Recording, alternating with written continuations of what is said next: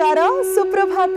ನೀವು ನೋಡ್ತಾ ಇದ್ದೀರಾ ಇದು NKR ವಾಹಿನಿಯ ಹೆಮ್ಮೆಯ ಪ್ರಸ್ತುತಿ ಧರ್ಮ ಜ್ಯೋತಿ ಕಾರ್ಯಕ್ರಮಕ್ಕೆ ತಮ್ಮೆಲ್ಲರಿಗೂ ಎಂದಿನಂತೆ ಪ್ರೀತಿಪೂರ್ವಕ ಸ್ವಾಗತ ಸುಸ್ವಾಗತ ಅಂತ ಇದ್ದೀನಿ. ನಾನು ನಿಮ್ಮ ಮನೆ ಮಗಳು ದಿವ್ಯಾ ಆಲೂರ್. ಬನ್ನಿ ಗುರುಗಳನ್ನ ಕಾರ್ಯಕ್ರಮಕ್ಕೆ ಸ್ವಾಗತಿಸೋಣ.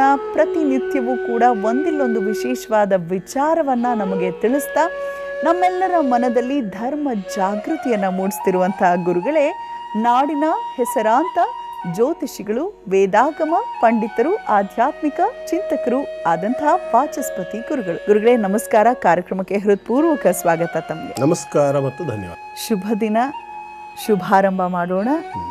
ಎಂದಿನಂತೆ ನಾವು ಪಂಚಾಂಗ ಶ್ರವಣದ ಮುಖೇನ ಗುರುಗಳೇ. ಓಂ ನಮಃ ಶಾಂತಾಯ ದಿವ್ಯಾಯ ಸತ್ಯಧರ್ಮ ಸ್ವರೂಪಿಣೆ ಸ್ವಾನಂದಾಮೃತ ತೃಪ್ತಾಯ ಶ್ರೀಧರಾಯ ನಮೋ ನಮಃ. ಓಂ.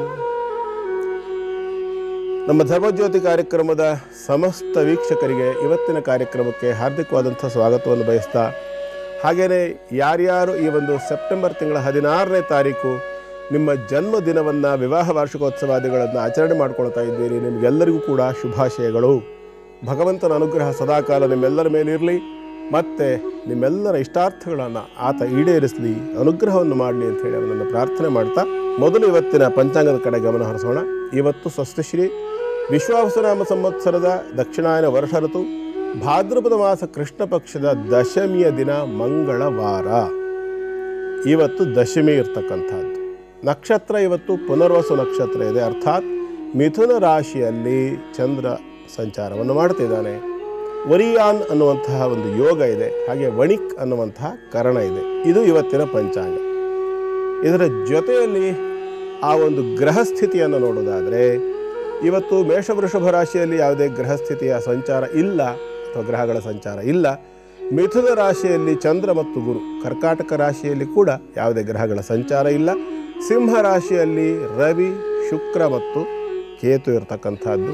ಕನ್ಯಾ ರಾಶಿಯಲ್ಲಿ ಬುಧ ಇದ್ದಾನೆ, ಹಾಗೆ ತುಲಾ ರಾಶಿಯಲ್ಲಿ ಮಂಗಳ ಇದ್ದಾನೆ. ವೃಶ್ಚಿಕ, ಧನು, ಮಕರ ಈ 3 ರಾಶಿಯಲ್ಲಿ ಯಾವುದೇ ಗ್ರಹಗಳ ಸಂಚಾರ ಇಲ್ಲ. ಕುಂಭ ರಾಶಿಯಲ್ಲಿ ರಾಹು ಮತ್ತು ಮೀನ ರಾಶಿಯಲ್ಲಿ ಶನೈಶ್ಚರ ಇರತಕ್ಕಂಥದ್ದು. ಇದು ಗ್ರಹ ಸ್ಥಿತಿ. ಗುರುಗಳೇ, ದಿನ ಭವಿಷ್ಯವನ್ನು ಪ್ರಾರಂಭಿಸುವ ಸಮಯ. ವೀಕ್ಷಕರೇ, ಈಗ ಪ್ರಾರಂಭ ಮಾಡೋಣ ದಿನ ಭವಿಷ್ಯ ವಿಭಾಗವನ್ನ.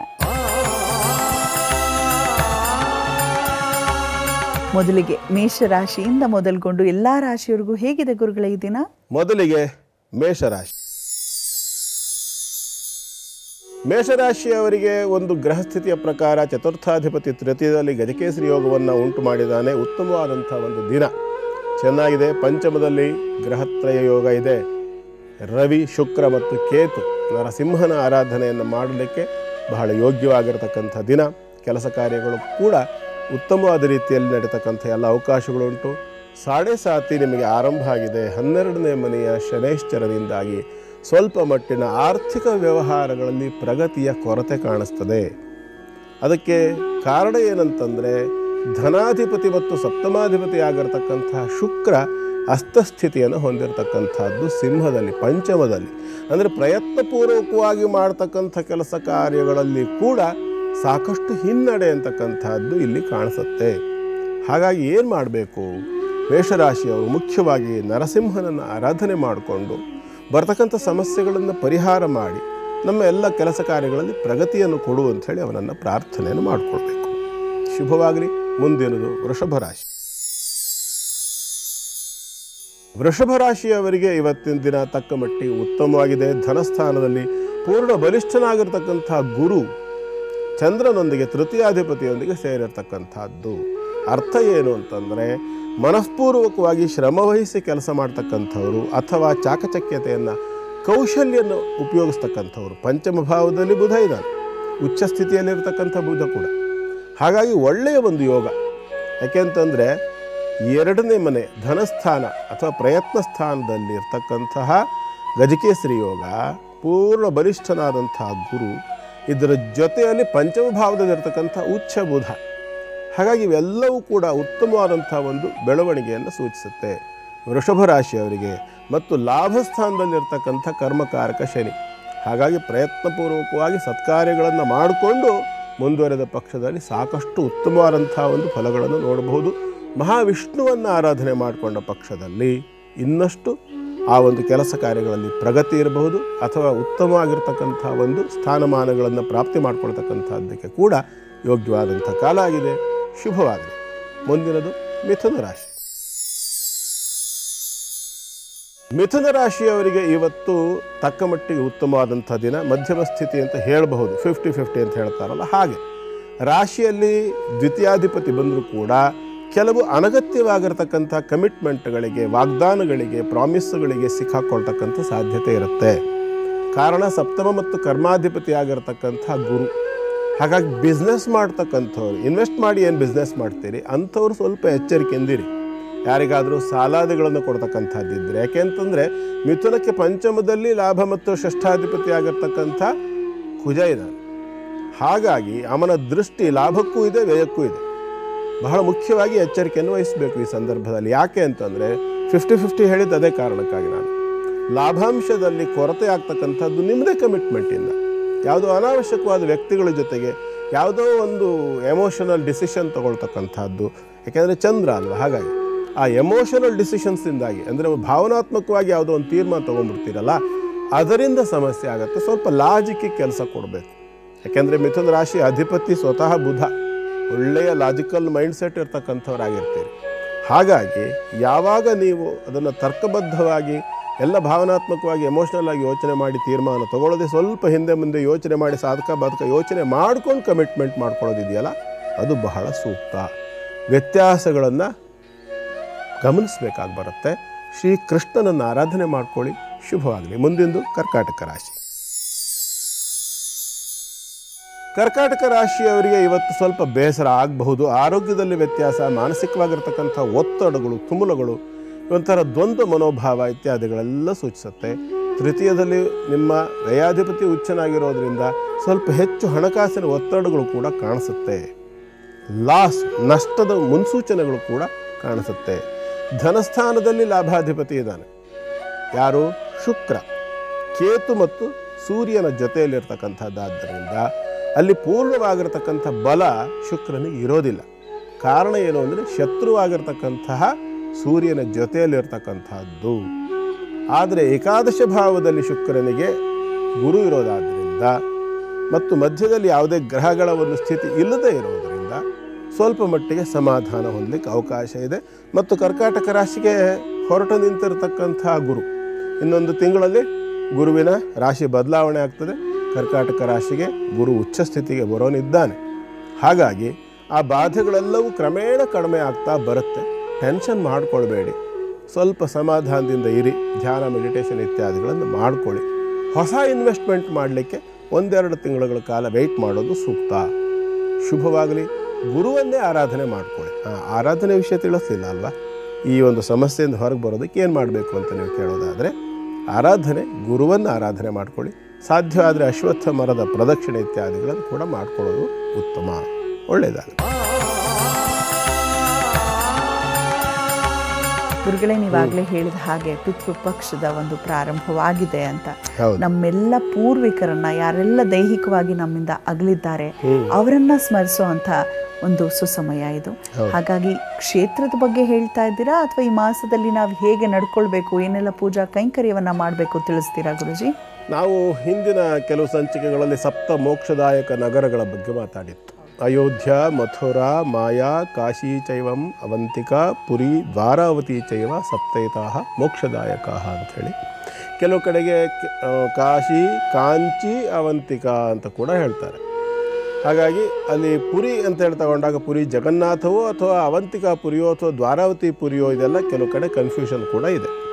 ಹಾಗಾಗಿ ಆ ಬಗ್ಗೆ ಯಾರು ದೊಡ್ಡದಾಗಿ ತಗೊಳ್ಳೋಂಥದ್ದು ಏನು ಬೇಕಾಗಿಲ್ಲ. ಬದಲಾಗಿ ಇವೆಲ್ಲವೂ ಕೂಡ ಮೋಕ್ಷದಾಯಕ ನಗರಗಳು. ಕಾಂಚಿಯನ್ನು ಸೇರಿಸ್ಕೊಳ್ಳಿ, ಏನು ತಪ್ಪಿಲ್ಲ. ದ್ವಾರಾವತಿ, ದ್ವಾರಕ ಇತ್ಯಾದಿ ಒಟ್ಟು 7 ನಗರಗಳನ್ನು ಮೋಕ್ಷದಾಯಕ ಅಂತ ಕರೀತಾರೆ. ಈ ಮೋಕ್ಷದಾಯಕ ಅಂತಂದ್ರೆ ಏನು? ತೀರಿ ಹೋಗಿರ್ತಕ್ಕಂತಹ ನಮ್ಮ ಹಿರಿಯರಿಗೆ ಸದ್ಗತಿಯನ್ನು ಕೊಡ್ತಕ್ಕಂಥವು. ಏನು ಸದ್ಗತಿ, ಯಾಕೆ ಅದು, ಇದೆಲ್ಲವನ್ನು ಒಂದು ಸಾರಿ ಚಿಂತನೆ ಮಾಡ್ತಾ ಹೋದರೆ ನಾವು ಗರುಡ ಪುರಾಣದಲ್ಲಿ ಅನೇಕ ವಿಚಾರಗಳು ಬರುತ್ತೆ. ಏನು ಗರುಡ ಪುರಾಣ? ನಮ್ಗೆ ಎಲ್ಲರಿಗೂ ಸಹ ಭಾರತೀಯರಿಗೆ ಒಂದು ವಿಚಾರ ಗೊತ್ತು. ವೇದ, ವೇದಾಂಗ, ಉಪನಿಷತ್ತು, ವೇದಾಂತ, ಜೊತೆಯಲ್ಲಿ ಶಾಸ್ತ್ರ, ಜೊತೆಯಲ್ಲಿ ಪುರಾಣ, ಶ್ರುತಿ, ಸ್ಮೃತಿ, ಪುರಾಣ ಅಂತ 3 ವಿಚಾರಗಳು ಉಂಟು. ಇದರಲ್ಲಿ ಪುರಾಣಗಳಲ್ಲಿ ಒಟ್ಟು 18 ಪುರಾಣಗಳು. ಬ್ರಹ್ಮಾಂಡ ಪುರಾಣ, ಬ್ರಹ್ಮವೈವರ್ತ ಪುರಾಣ, ಭವಿಷ್ಯೋತ್ತರ ಪುರಾಣ, ಭಾಗವತ ಪುರಾಣ, ಮತ್ಸ್ಯ ಪುರಾಣ, ಮಾರ್ಕಂಡೇಯ ಪುರಾಣ, ವರಾಹ ಪುರಾಣ, ವಾಮನ ಪುರಾಣ, ವಿಷ್ಣು ಪುರಾಣ, ವಾಯು ಪುರಾಣ 10 ಆಯಿತು. ಆನಂತರದಲ್ಲಿ ಅಗ್ನಿ ಪುರಾಣ, ನಾರದ ಪುರಾಣ, ಪದ್ಮ ಪುರಾಣ, ಲಿಂಗ ಪುರಾಣ, ಗರುಡ ಪುರಾಣ, ಕೂರ್ಮ ಪುರಾಣ, ಸ್ಕಾಂದ ಪುರಾಣ, ಶಿವಪುರಾಣ. ಒಟ್ಟು ಈ 18 ಪುರಾಣಗಳು. ಇದರಲ್ಲಿ ಗರುಡ ಪುರಾಣ ಅಂತೇನು ಹೇಳ್ತೀವಲ್ಲ ನಾವು, 15ನೇದು. ಈ ಗರುಡ ಪುರಾಣದಲ್ಲಿ ಸಂಪೂರ್ಣವಾಗಿ ಈ ವಿಚಾರಗಳು ಬಂತು. ಎಲ್ಲ ಪುರಾಣಗಳಲ್ಲೂ ನರಕದ ವರ್ಣನೆ ಇದೆ, ಪಾಪ ಪುಣ್ಯಗಳ ವರ್ಣನೆ ಇದೆ, ಪೂರ್ಣ ಸೃಷ್ಟಿ ಸ್ಥಿತಿ ಸಂಹಾರಗಳ ಎಲ್ಲ, ಸೂರ್ಯವಂಶ ಚಂದ್ರವಂಶಗಳ ವಿವರಣೆ ಎಲ್ಲ ದೀರ್ಘವಾಗಿ ಎಲ್ಲ ಪುರಾಣಗಳಲ್ಲೂ ಬರುತ್ತೆ. ಸೃಷ್ಟಿ ಹೇಗಾಯಿತು ಏನಾಯ್ತು ಎಲ್ಲದು ಬರುತ್ತೆ. ಆದರೆ ಗರುಡ ಪುರಾಣದ ವಿಶೇಷತೆ ಈ ಪಿತೃಪಕ್ಷದಲ್ಲಿ ಯಾಕೆ? ಅನೇಕರ ಮನೆಗಳಲ್ಲಿ ಹೇಳ್ತಕ್ಕಂಥ ಒಂದು ಮಾತಿದೆ, ಅಯ್ಯೋ ಗರುಡ ಪುರಾಣ ಪುಸ್ತಕ ಇಡಬಾರ್ದು, ಗರುಡ ಪುರಾಣವನ್ನು ಸತ್ತೋರ ಮನೆಯಲ್ಲೇ ಓದಬೇಕು, ಸತ್ತೋರ ಮನೆಯಲ್ಲಿ ಮಾತ್ರ ಓದಬೇಕು, ತಿಳ್ಕೊಳ್ಳೋದು ಯಾವಾಗ? ಹೌದು, ತುಂಬ ಜನ ಹೇಳ್ತಾರೆ ಗರುಡ ಪುರಾಣವನ್ನು ಸತ್ತಿರುವಾಗ ಅಥವಾ ಹೆಣ ಇರುವಾಗ ಓದಬೇಕಾಗತ್ತೆ ಅಂತ. ಮಿಕ್ಕ ಸಮಯದಲ್ಲಿ ಓದಬಾರ್ದು, ಮಿಕ್ಕ ಸಮಯದಲ್ಲಿ ಓದಬಾರ್ದು ಅಂತ ಹೇಳ್ತಾರಲ್ಲ. ನಂದು ಒಂದೇ ಪ್ರಶ್ನೆ, ಯಾವುದೇ ಪುರಾಣ ಸತ್ತವ್ರ ಮುಂದೆ ಮಾತ್ರ ಓದಬೇಕು ಹೇಳಾರ ಸಾಯೋರು ತಿಳ್ಕೊಳ್ಳೋದು ಯಾವಾಗ? ಸತ್ತೋದವ್ರಿಗೆ ಏನಾದ್ರು ಕೇಳಿಸ್ತದೆಯಾ? ಅದು ವೈರಾಗ್ಯ ಬರುತ್ತೆ ಅಂತಾರ. ಅದು ಯಾವುದು ಕಾರಣ ಅಲ್ಲ. ಅಲ್ಲಿ ವಾಸ್ತವಾಂಶ ಏನು ಅಂತಂದರೆ, ಗರುಡ ಪುರಾಣದಲ್ಲಿ 3 ಖಂಡ ಇದೆ. ಅದು ಎಷ್ಟೋ ಜನರಿಗೆ ಗೊತ್ತಿಲ್ಲ. ಮೊದಲನೇ ಖಂಡಕ್ಕೆ ಜ್ಞಾನಖಂಡ ಅಂತ ಹೇಳ್ತಾರೆ ಅಥವಾ ಜ್ಞಾನಕಾಂಡ ಅಂತ ಹೇಳ್ತಾರೆ. 2ನೇ ಕಾಂಡಕ್ಕೆ ಭಕ್ತಿ ಕಾಂಡ ಅಂತ ಹೇಳ್ತಾರೆ ಅಥವಾ ಭಕ್ತಿ ಖಂಡ ಅಂತ ಹೇಳ್ತಾರೆ. 3ನೇದಕ್ಕೆ ಪ್ರೇತಕಾಂಡ ಅಥವಾ ಪ್ರೇತಖಂಡ ಅಂತ ಹೇಳ್ತಾರೆ. ಈ 3ನೇದು ಪ್ರೇತಖಂಡದ ಬಗ್ಗೆ ಮಾತ್ರ ಎಲ್ಲರಿಗೂ ಭಯ ಇರೋದು. ಮತ್ತು ಅದರಲ್ಲಿ ಇರ್ತಕ್ಕಂಥ ವಿವರಣೆ ಬಹಳ ಅದ್ಭುತವಾಗಿರ್ತಕ್ಕಂಥ ವಿವರಣೆಗಳು ಉಂಟು. ಒಂದೇ ಒಂದು ಏನಂತಂದರೆ, ಕಾಲ ಕರ್ಮ ಪ್ರಸಂಗೇನ ಕಶ್ಚಿತ್ ವ್ಯಾಧಿ ಪ್ರಜಾಯತೆ ಅಂತ ಹೇಳಿ ಶುರು ಮಾಡಿ ಆ ಮನುಷ್ಯನ ಸಾವಿನ ಸಂದರ್ಭಗಳ ವಿವರಣೆ ಬರುತ್ತೆ. ಗರುಡ ಮಹಾವಿಷ್ಣುವನ್ನು ಕೇಳ್ತಾನೆ. ಆ ಪುರಾಣ ಆರಂಭ ಆಗೋದೇ ಹಾಗೆ, ಗರುಡ ಮಹಾವಿಷ್ಣುವಲ್ಲಿ ಕೇಳ್ತಕ್ಕಂಥ ಪ್ರಶ್ನೆ. ಈಗ ಅನೇಕರು ಅನ್ಕೋಬಹುದು, ಹಾಗಾದ್ರೆ ಗರುಡ ಪುರಾಣ ಶುರು ಮಾಡಿಬಿಟ್ರಲ್ಲ ಗುರುಗಳು, ನಾವು TV ನೋಡ್ಬೇಕ ಮುಂದೆ ಬೇಡವು ಅಂಥೇಳಿ. ದಯವಿಟ್ಟು ನೆನ್ಪಿಟ್ಕೊಳ್ಳಿ, ಯಾವುದೇ ಪುರಾಣವನ್ನು ಸತ್ತ ಮನೆಯಲ್ಲಿ ಮಾತ್ರ ಓದಬೇಕು ಅಂತ ಎಲ್ಲೂ ಹೇಳಿಲ್ಲ. ಗರುಡ ಪುರಾಣವನ್ನು ನಿತ್ಯ ಶ್ರವಣ ಮಾಡಿದ್ರೂ ಒಳ್ಳೆಯದೇನೆ, ಯಾವುದೇ ದೋಷ ಬರೋದಿಲ್ಲ. ಅಥವಾ ಗರುಡ ಪುರಾಣ ಪಠನ ಮಾಡಿದ್ರಿಂದ, ಓದಿದ್ರಿಂದ, ಕೇಳಿದ್ರಿಂದ, ಮನೆಯಲ್ಲಿ ಪುಸ್ತಕ ಇಟ್ಟಿದ್ರಿಂದ ಯಾವ ಮನೆಯಲ್ಲಿಯೂ ಯಾವುದೇ ಅನಾಹುತವೂ ಆಗೋದಿಲ್ಲ. ಆ ಪುಸ್ತಕದ ಕಾರಣದಿಂದ ಖಂಡಿತ ಆಗೋದಿಲ್ಲ. ಇದು ಗ್ಯಾರಂಟಿ, ನೆನ್ಪಿಟ್ಕೊಂಬಿಡಿ. ಹಾಗಂತ ಹೇಳ್ಕೊಂಡು ಗರುಡ ಪುರಾಣವನ್ನು ಯಾಕೆ ಓದಬಾರ್ದು ಅಂತ ಹೇಳ್ತಾರೆ ಅಂದರೆ, ಅದೊಂದು ಭಯವನ್ನು ಉತ್ಪತ್ತಿ ಮಾಡ್ತದೆ. ಅದು ಕಾರಣ ಏನು ಅಂತಂದರೆ, ಒಬ್ಬ ಮನುಷ್ಯ, ಭೂಮಿಯಲ್ಲಿ ಹುಟ್ಟಿರ್ತಕ್ಕಂಥ ಒಬ್ಬ ಮನುಷ್ಯನಿಗೆ ಅತ್ಯಂತ ದೊಡ್ಡ ಭಯ ಯಾವುದು? ಸಾವಿನ ಭಯ. ಸಾವಿಗಿಂತಲೂ ದೊಡ್ಡ ಭಯ ಇದೆಯಾ? ಇಲ್ಲ. ಹಾಗಂತ ಸಾವು ಯಾಕೆ ಅವನಿಗೆ ಭಯ? ಸಾವು ಅದು ಅನಿಶ್ಚಿತವ. ಸಾವು ಪ್ರತಿಯೊಬ್ಬ ಸಾಯ್ತಾನೆ, ಹುಟ್ಟಿದಾನೆ ಅಂತಂದ್ರ ಮೇಲೆ ಅವನು ಸಾಯಲೇಬೇಕು. ಹಿಂದೂ, ಮುಸ್ಲಿಂ, ಕ್ರಿಶ್ಚಿಯನ್, ಸಿಖ್ ಯಾರು ಬೇಕಾದ್ರೂ ಆಗಿರಲಿ. ಕೆಲವ್ರಿಗಂತೂ ಯಾವ ಮಟ್ಟಕ್ಕೆ ಭಯ ಅಂತ ಹೇಳಿದ್ರೆ, ಯಾರಾದ್ರೂ ತೀರ್ ಹೋಗಿದ್ರೆ ಹೋಗೋದಿಲ್ಲ, ಬಾಡಿ ನೋಡಕ್ ಹೋಗಲ್ಲ, ಹೆಣ ನೋಡ್ಲಿಕ್ಕೆ ಹೋಗೋದಿಲ್ಲ, ಕಂಟೆಂಟ್ಸ್ ನೋಡಕ್ ಇಷ್ಟ. ಹೌದು, ಇದು ಎಷ್ಟು ಒಂದು ವಿಚಿತ್ರ ಅಂತಂದ್ರೆ. ಹಾಗಂತ ಹೇಳ್ಕೊಂಡು ಅದೊಂದು ಅತ್ಯಂತ ಕಹಿಯಾದ ಮತ್ತೊಂದು ಅತ್ಯಂತ ದುಃಖತರವಾಗಿರತಕ್ಕಂಥ ಬಹಳ ದೊಡ್ಡ ಸತ್ಯ. ಅದನ್ನೆಂದೂ ಮರಿಬಾರದು. ಕಬೀರದಾಸರು ಒಂದು ಕಡೆ ಹೇಳ್ತಾರೆ, ಜಬ್ ಹಮ್ ಪೈದಾ ಹುವೆ ಜಗ್ ಹಸೆ ಹಮ್ ರೋಯೆ, ಕುಚ್ ಐಸಿ ಕರ್ನಿ ಕರ್ಕೆ ಚಲೋ ಚಿ ಹಮ್ ಹಸೆ ಅವ್ರ ಜಗ್ ರೋಯೆ. ಅಂದರೆ ಪ್ರಪಂಚ ಹೇಗೆ, ನಾವು ಪ್ರಪಂಚಕ್ಕೆ ಬರುವಾಗ ನಾವು ಒಳ್ತಾ ಬಂದ್ವಿ, ಜನ ಎಲ್ಲ ನೋಡಿ ನಗ್ತಿದ್ರು, ಖುಷಿಲಿದ್ರು, ಸಂತೋಷ ಸಂಭ್ರಮದಲ್ಲಿದ್ದರು. ಇಂಥದ್ದೇನಾದ್ರು ಒಂದು ಮಾಡಿ ಹೋಗಬೇಕು, ಏನಪ್ಪ ಅಂತಂದು ನಾವು ನಗ್ತಾ ಹೋಗಬೇಕು, ನಾವು ನೋಡೋರು ಅಳಬೇಕು ಅಂತ. ಹೌದು, ನೋಡೋರು ಹತ್ತೆ ಹೇಳ್ತಾರೆ, ಆದ್ರೆ ಸಾಯೋನು ಎಷ್ಟು ನಗ್ತಾನೆ ಅನ್ನೋದು ಭಾಳ ಪ್ರಶ್ನೆ ಇದೆ.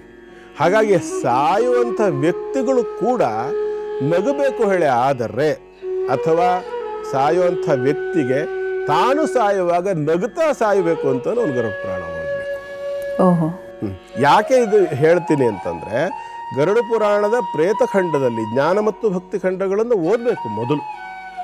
ಅದರಲ್ಲಿ ಜ್ಞಾನಖಂಡದಲ್ಲಿ ಭಗವಂತ ಸಂಪೂರ್ಣ ಜ್ಞಾನವನ್ನು ಉಪದೇಶ ಮಾಡ್ತಾನೆ ಗರುಡನಿಗೆ. ಗರುಡ ಪ್ರಶ್ನೆಯನ್ನು ಕೇಳ್ತಾನೆ, ಬದುಕ್ತಕ್ಕಂಥ ವ್ಯಕ್ತಿ ಜ್ಞಾನಿ ಆಗಬೇಕು, ಜ್ಞಾನೀತು ಆತ್ಮೈವ ಮೇ ಮತಂ ಅಂತ ಹೇಳಿ.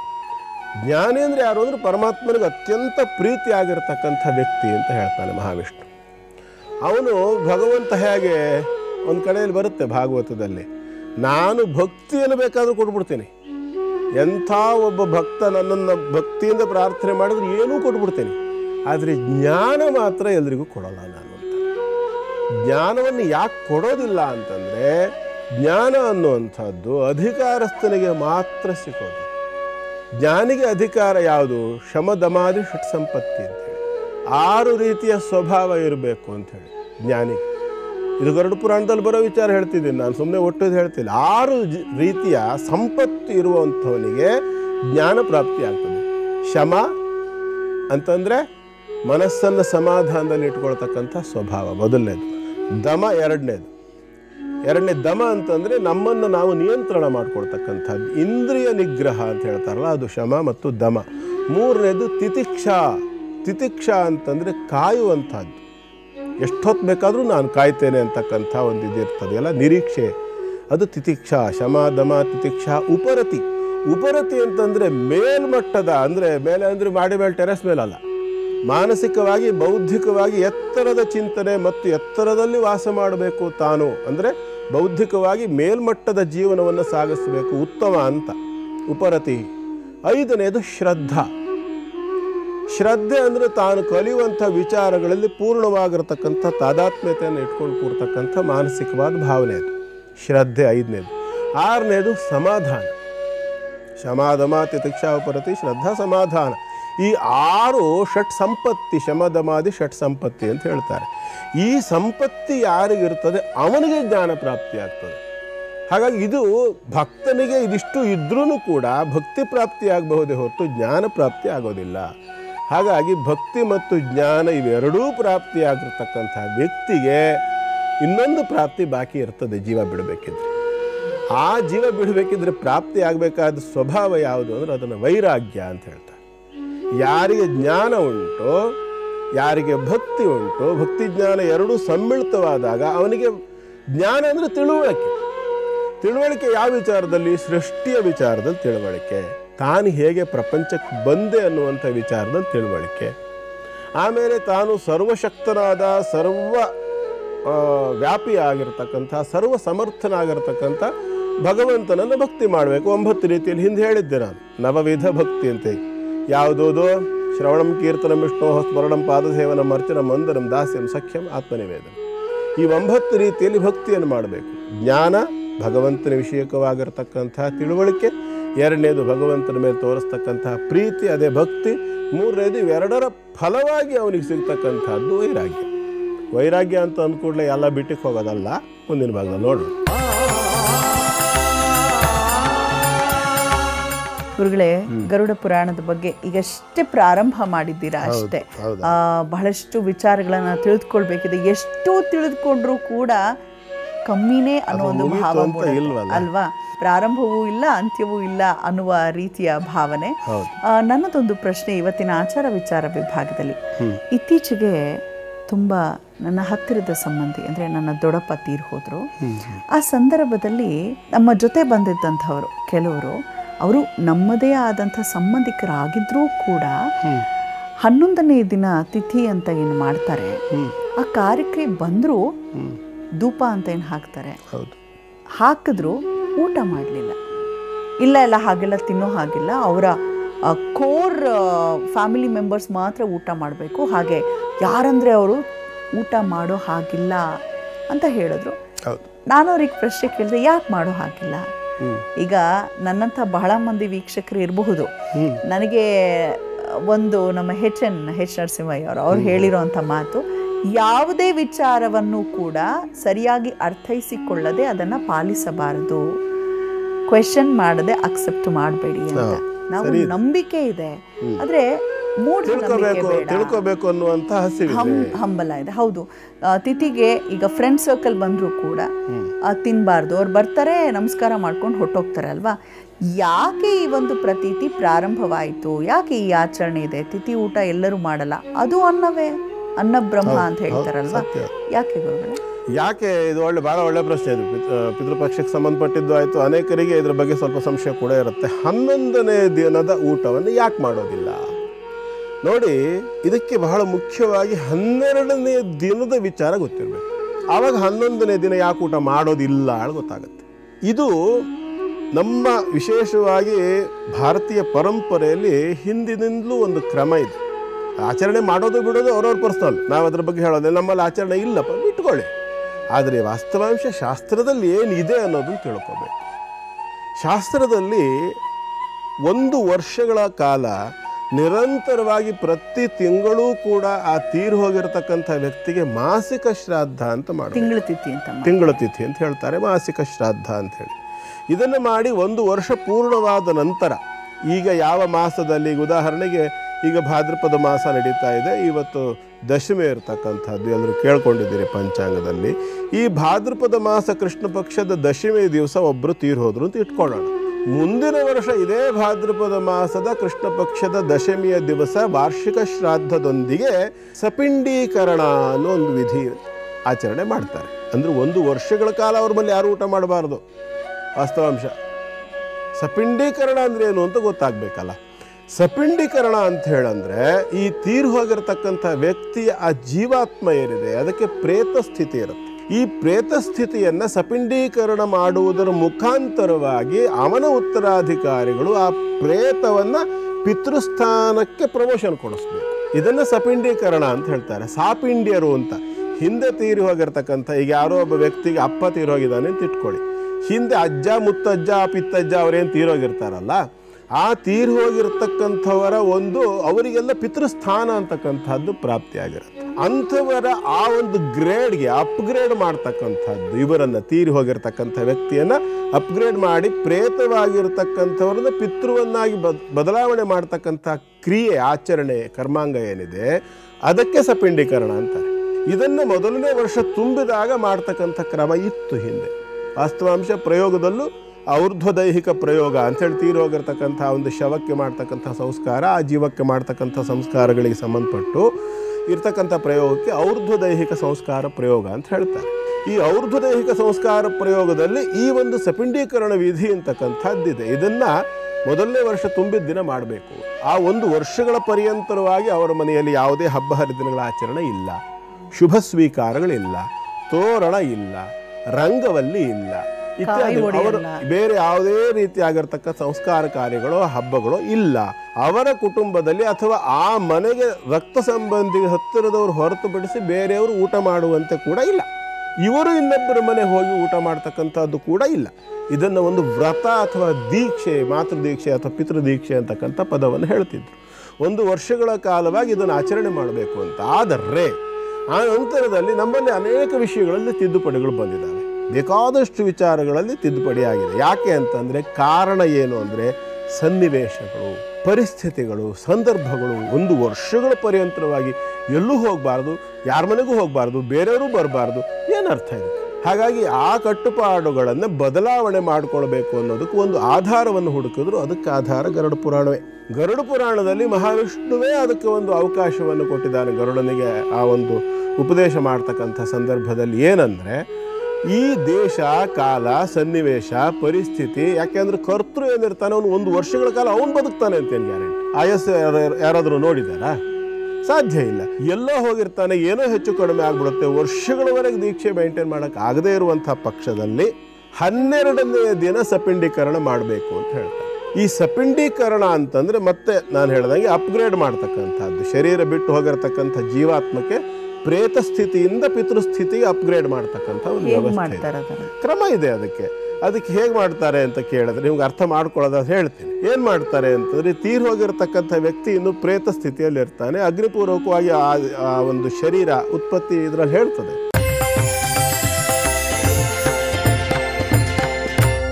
ಎಲ್ಲ ವಿಚಾರಗಳ ಕುರಿತಾಗಿ ನಾನು ಕೇಳಿದಂಥ ಪ್ರಶ್ನೆಗೆ ಗುರುಗಳು ಹೇಳಿದ್ರು, ಯಾಕೆ ಊಟ ಮಾಡಲ್ಲ ಅಂದರೆ ಸಪಿಂಡೀಕರಣ ಈ ಪದವನ್ನೇ ಪ್ರಥಮ ಬಾರಿಗೆ ನಾನು ಕೇಳಿರೋವಂಥದ್ದು. ಅದು ಹೇಗೆ ಪ್ರೇತದಿಂದ ಪಿತೃಸ್ಥಾನಕ್ಕೆ ಅಪ್ಗ್ರೇಡ್ ಮಾಡಲಾಗುತ್ತೆ. ಈಗ ತೀರಿ ಹೋಗಿರ್ತಕ್ಕಂಥ ವ್ಯಕ್ತಿ ಏನಿರ್ತಾನಲ್ಲ, ಅವನು ತನ್ನ ಅಪ್ಪ ಅಜ್ಜ ಮುತ್ತಜ್ಜರನ್ನ ಅಪ್ಗ್ರೇಡ್ ಮಾಡಿರ್ತಾನೆ ಹಿಂದೆ. ಈಗ ಇವನು ಜೀವ ಈಗ ಅಪ್ಗ್ರೇಡ್ ಮಾಡಿ ಅವನು ಸಪಿಂಡೀಕರಣವನ್ನು ಮಾಡಿ ತನ್ನ ತಂದೆಯನ್ನು ಆ ಗ್ರೇಡಿಗೆ ಸೇರಿಸಿ ಆಗಿದೆ. ಈ ಹಿಂದೆ ತಾನು ತೀರಿ ಹೋಗಿದ್ದಾನೆ. ಈಗ ಅವನ ಮಗ ಅಥವಾ ಅವನ ಉತ್ತರಾಧಿಕಾರಿಯಾಗಿರ್ತಕ್ಕಂಥವರು ಈ ಒಂದು ಪ್ರೇತವನ್ನ ಪಿತೃವಾಗಿ ಮಾಡ್ತಕ್ಕಂಥ ಸಪಿಂಡೀಕರಣ ಕ್ರಿಯೆಯನ್ನು ನಾನು ಹೇಳಿದ್ನಲ್ಲ, ಇದನ್ನು ಮಾಡುವಾಗ ಹಿಂದೆ ತೀರಿ ಹೋಗಿರ್ತಕ್ಕಂಥ 3 ಜನರ ಹೆಸರಿನಲ್ಲಿ ಒಂದೊಂದು ಪಿಂಡವನ್ನು ಇಟ್ಟಿರ್ತಾರೆ. ಇದ್ರ ಬಗ್ಗೆ ಅನೇಕರದ್ದು ಕೆಲವು ಲಾಜಿಕಲ್ ಕ್ವಶನ್ಗಳೆಲ್ಲ ಮಾಡೋರು ಇದ್ದಾರೆ. ರಾಮಾಯಣದಲ್ಲೂ ಬರ್ತದೆ ಇದು. ಜಾಬಾಲಿಗಳು ಮತ್ತು ರಾಮನ ಸಂವಾದ ಅರಣ್ಯಕಾಂಡದಲ್ಲಿ ಬರ್ತದೆ. ಅದು ಮುಂದೆ ಸಮಯ ಬಂದಾಗ ಆ ಬಗ್ಗೆ ನೋಡೋಣ, ಬಹಳ ಕಾಮಿಡಿ ಆಗಿದೆ. ಹಾಗೆ ಈಗ ಇವರು ಅಪ್ಗ್ರೇಡ್ ಮಾಡಿರ್ತಕ್ಕಂಥ ಪಿತೃಗಳಿಗೆ 3 ಜನರಿಗೂ ಈ ಕರ್ತೃವಾದಂಥವನು ಪಿಂಡವನ್ನು ಇಡ್ತಾನೆ. 3 ಪಿಂಡವನ್ನು ಇಡ್ತಾನೆ. ಇಲ್ಲಿ ಅಜ್ಜ, ಮುತ್ತಜ್ಜ ಮತ್ತು ಪಿತ್ತಜ್ಜ ಅಥವಾ ಗಿತ್ತಜ್ಜ ಅಂತ ಹೇಳ್ತಾರಲ್ಲ, ಅವರಿಗೆ ಇಡ್ತಕ್ಕಂಥದ್ದು. ತೀರಿ ಹೋಗಿರ್ತಕ್ಕಂಥವನು ತಂದೆ ಅಂತ ಇಟ್ಕೊಳ್ಳೋಣ. ಈ 3 ಜನರ ಹೆಸರಿನಲ್ಲಿ ಪಿಂಡವನ್ನು ಇಟ್ಟ ನಂತರದಲ್ಲಿ ತನ್ನ ತಂದೆಗೂ ಸಹ ಈತ ಪಿಂಡವನ್ನು ಇಟ್ಟಿರ್ತಾನೆ ಅಥವಾ ತಾಯಿಗೆ ಪಿಂಡವನ್ನು ಇಟ್ಟಿರ್ತಾನೆ. ಹಾಗೆ ಇಡತಕ್ಕಂಥ ಆ ಪಿಂಡವನ್ನು ಅದಕ್ಕೆ ಕೆಲವು ವಿಧಿವಿಧಾನಗಳು, ತಾಂತ್ರಿಕವಾದ ವ್ಯವಸ್ಥೆಗಳು, ಮಂತ್ರಗಳೆಲ್ಲ ಇದ್ದಾವೆ. ಅದನ್ನೆಲ್ಲವನ್ನ ಹೇಳಿ ಅದಕ್ಕೆ ಬೇಕಾದ ಸಂಸ್ಕಾರಗಳು, ಎಳ್ಳು ನೀರು ಇತ್ಯಾದಿಗಳನ್ನೆಲ್ಲ ಕೊಟ್ಟು ಆ ನಂತರ ಅದು ಒಂದು ಸಿಲಿಂಡರ್ ಶೇಪ್ನಲ್ಲಿ ಮಾಡಿರ್ತಾರೆ. ತುದಿಯಲ್ಲಿ ಚೂಪ ಇರ್ತಕ್ಕಂಥ ರೀತಿಯಲ್ಲಿ ಪಿಂಡವನ್ನು ಮಾಡಿರ್ತಾರೆ. ಮಾಮೂಲಿ ಸಪಿಂಡೀಕರಣದಲ್ಲಿ ಪ್ರೇತಕ್ಕೆ ಇಡ್ತಕ್ಕಂತಹ ಪಿಂಡ ರೌಂಡ್ ಶೇಪ್ ಇರಲ್ಲ, ಕೋಳಿ ಬಟ್ಟೆ ಆಕಾರದಲ್ಲಿ ಕಟ್ಟಬೇಕು ಅಂತ ಹೇಳುತ್ತೆ ಉಳಿದ ಪಿಂಡಗಳನ್ನು. ಸಪಿಂಡೀಕರಣದಲ್ಲಿ ಪ್ರೇತಕ್ಕೆ ಇಡುವಂತಹ ಪಿಂಡ ಮಾತ್ರ ಸಿಲಿಂಡರ್ ಶೇಪ್ನಲ್ಲಿ ಇರ್ತದೆ, ತುದಿಯಲ್ಲಿ ಚೂಪಾಗಿರ್ತದೆ. ಅದನ್ನು ಬೆನ್ನು ಮೂಳೆ ಅಂತ ಅಂದ್ಕೋಬಹುದು, ಆ ಥರದ ಆಕಾರದಲ್ಲಿ ಇರುತ್ತೆ ಅಂತ ಅಂದ್ಕೊಳ್ಳಿ. ಆ ನಂತರದಲ್ಲಿ ಅದನ್ನು ತುಂಡು ಮಾಡ್ತಕ್ಕಂಥ ಒಂದು ಪ್ರಕ್ರಿಯೆ ಇದೆ. 3 ಭಾಗವಾಗಿ ಒಂದೇ ಪಿಂಡವನ್ನು 3 ಭಾಗವಾಗಿ ಅದನ್ನು ತುಂಡು ಮಾಡ್ತಾರೆ. ಅದನ್ನು ಹಿಡ್ಕೊಂಡು ಅದಕ್ಕೆ ಮಾಡ್ತಕ್ಕಂಥ ಕ್ರಮ ಎಲ್ಲ ಇದೆ, ಕಣ್ಣು ಮುಚ್ಕೊಂಡು ಮಾಡಬೇಕು ಎಲ್ಲ ಇದೆ. ಆ ನಂತರದಲ್ಲಿ ಏನು ಮಾಡ್ತಾರೆ, ಇಟ್ಟಿರ್ತಕ್ಕಂತಹ ಈ ಒಂದು ಪಿಂಡಗಳು ಏನು 3 ಪಿಂಡ ಇರ್ತವೆ, ಈ ಒಂದು ಪಿಂಡ 3 ತುಂಡು ಮಾಡೋದು ಅಂದಾಯ್ತಲ್ಲ. ಈ 3 ತುಂಡಾಗಿರ್ತಕ್ಕಂಥ ಪಿಂಡವನ್ನು ಆ 3 ಪಿಂಡಗಳಿಗೆ ಮಿಶ್ರಣ ಮಾಡ್ತಾರೆ. ಮಿಶ್ರಣ ಮಾಡಿದ ನಂತರದಲ್ಲಿ ಇತಃ ಪರಂ ಪ್ರೇತ ಶಬ್ದೋ ನಾಸ್ತಿ, ಇನ್ನು ಮುಂದೆ ಈ ಜೀವ ಹೋಗಿರತಕ್ಕಂಥ ವ್ಯಕ್ತಿ ಪ್ರೇತವಲ್ಲ ಅನ್ನೋ ಮಾತು ಬರುತ್ತೆ. ಅದಕ್ಕೆ ಕೆಲವು ಶಾಸ್ತ್ರೀಯವಾಗಿರ್ತಕ್ಕಂಥ ವ್ಯವಸ್ಥೆಗಳನ್ನು ಮಾಡಿ ಆ ತೀರಿ ಹೋಗಿರತಕ್ಕಂಥ ವ್ಯಕ್ತಿಗೆ ಅಷ್ಟೊತ್ತನಕ ಇಟ್ಟಿರ್ತಕ್ಕಂಥ ಪಿಂಡವನ್ನು ಪ್ರೇತ ಪಿಂಡ ಅಂತ ಹೇಳ್ತಾರೆ, ಪ್ರೇತದ ಅನ್ನ ಅಂತ ಹೇಳ್ತಾರೆ. ಅದು ಮೈಲಿಗೆ ಅಂತ ಕನ್ಸಿಡರ್ ಆಗುತ್ತೆ. ಆ ನಂತರದಲ್ಲಿ ಸಪಿಂಡೀಕರಣ ಆದ ನಂತರದಲ್ಲಿ ಇತಃ ಪರಂ ಪ್ರೇತ ಶಬ್ದೋ ನಾಸ್ತಿ, ಇನ್ನು ಮೇಲೆ ಈ ವ್ಯಕ್ತಿಯನ್ನು ನಾನು ಪ್ರೇತ ಅಂತ ಕರೆಯೋದಿಲ್ಲ. 12ನೇ ದಿವಸದ ನಂತರ ತೀರೋಗಿರ್ತಕ್ಕಂಥ ವ್ಯಕ್ತಿಯನ್ನು ಪ್ರೇತ ಅಂತ ಕರೆಯೋದಿಲ್ಲ ಅಂಥೇಳಿ ಶಪಥ ಮಾಡಿ ಚಪ್ಪಾಳೆ ತಟ್ಟತಕ್ಕಂಥ ವಿಧಿ, ಶಪಥ ಅಂತ ಅದು.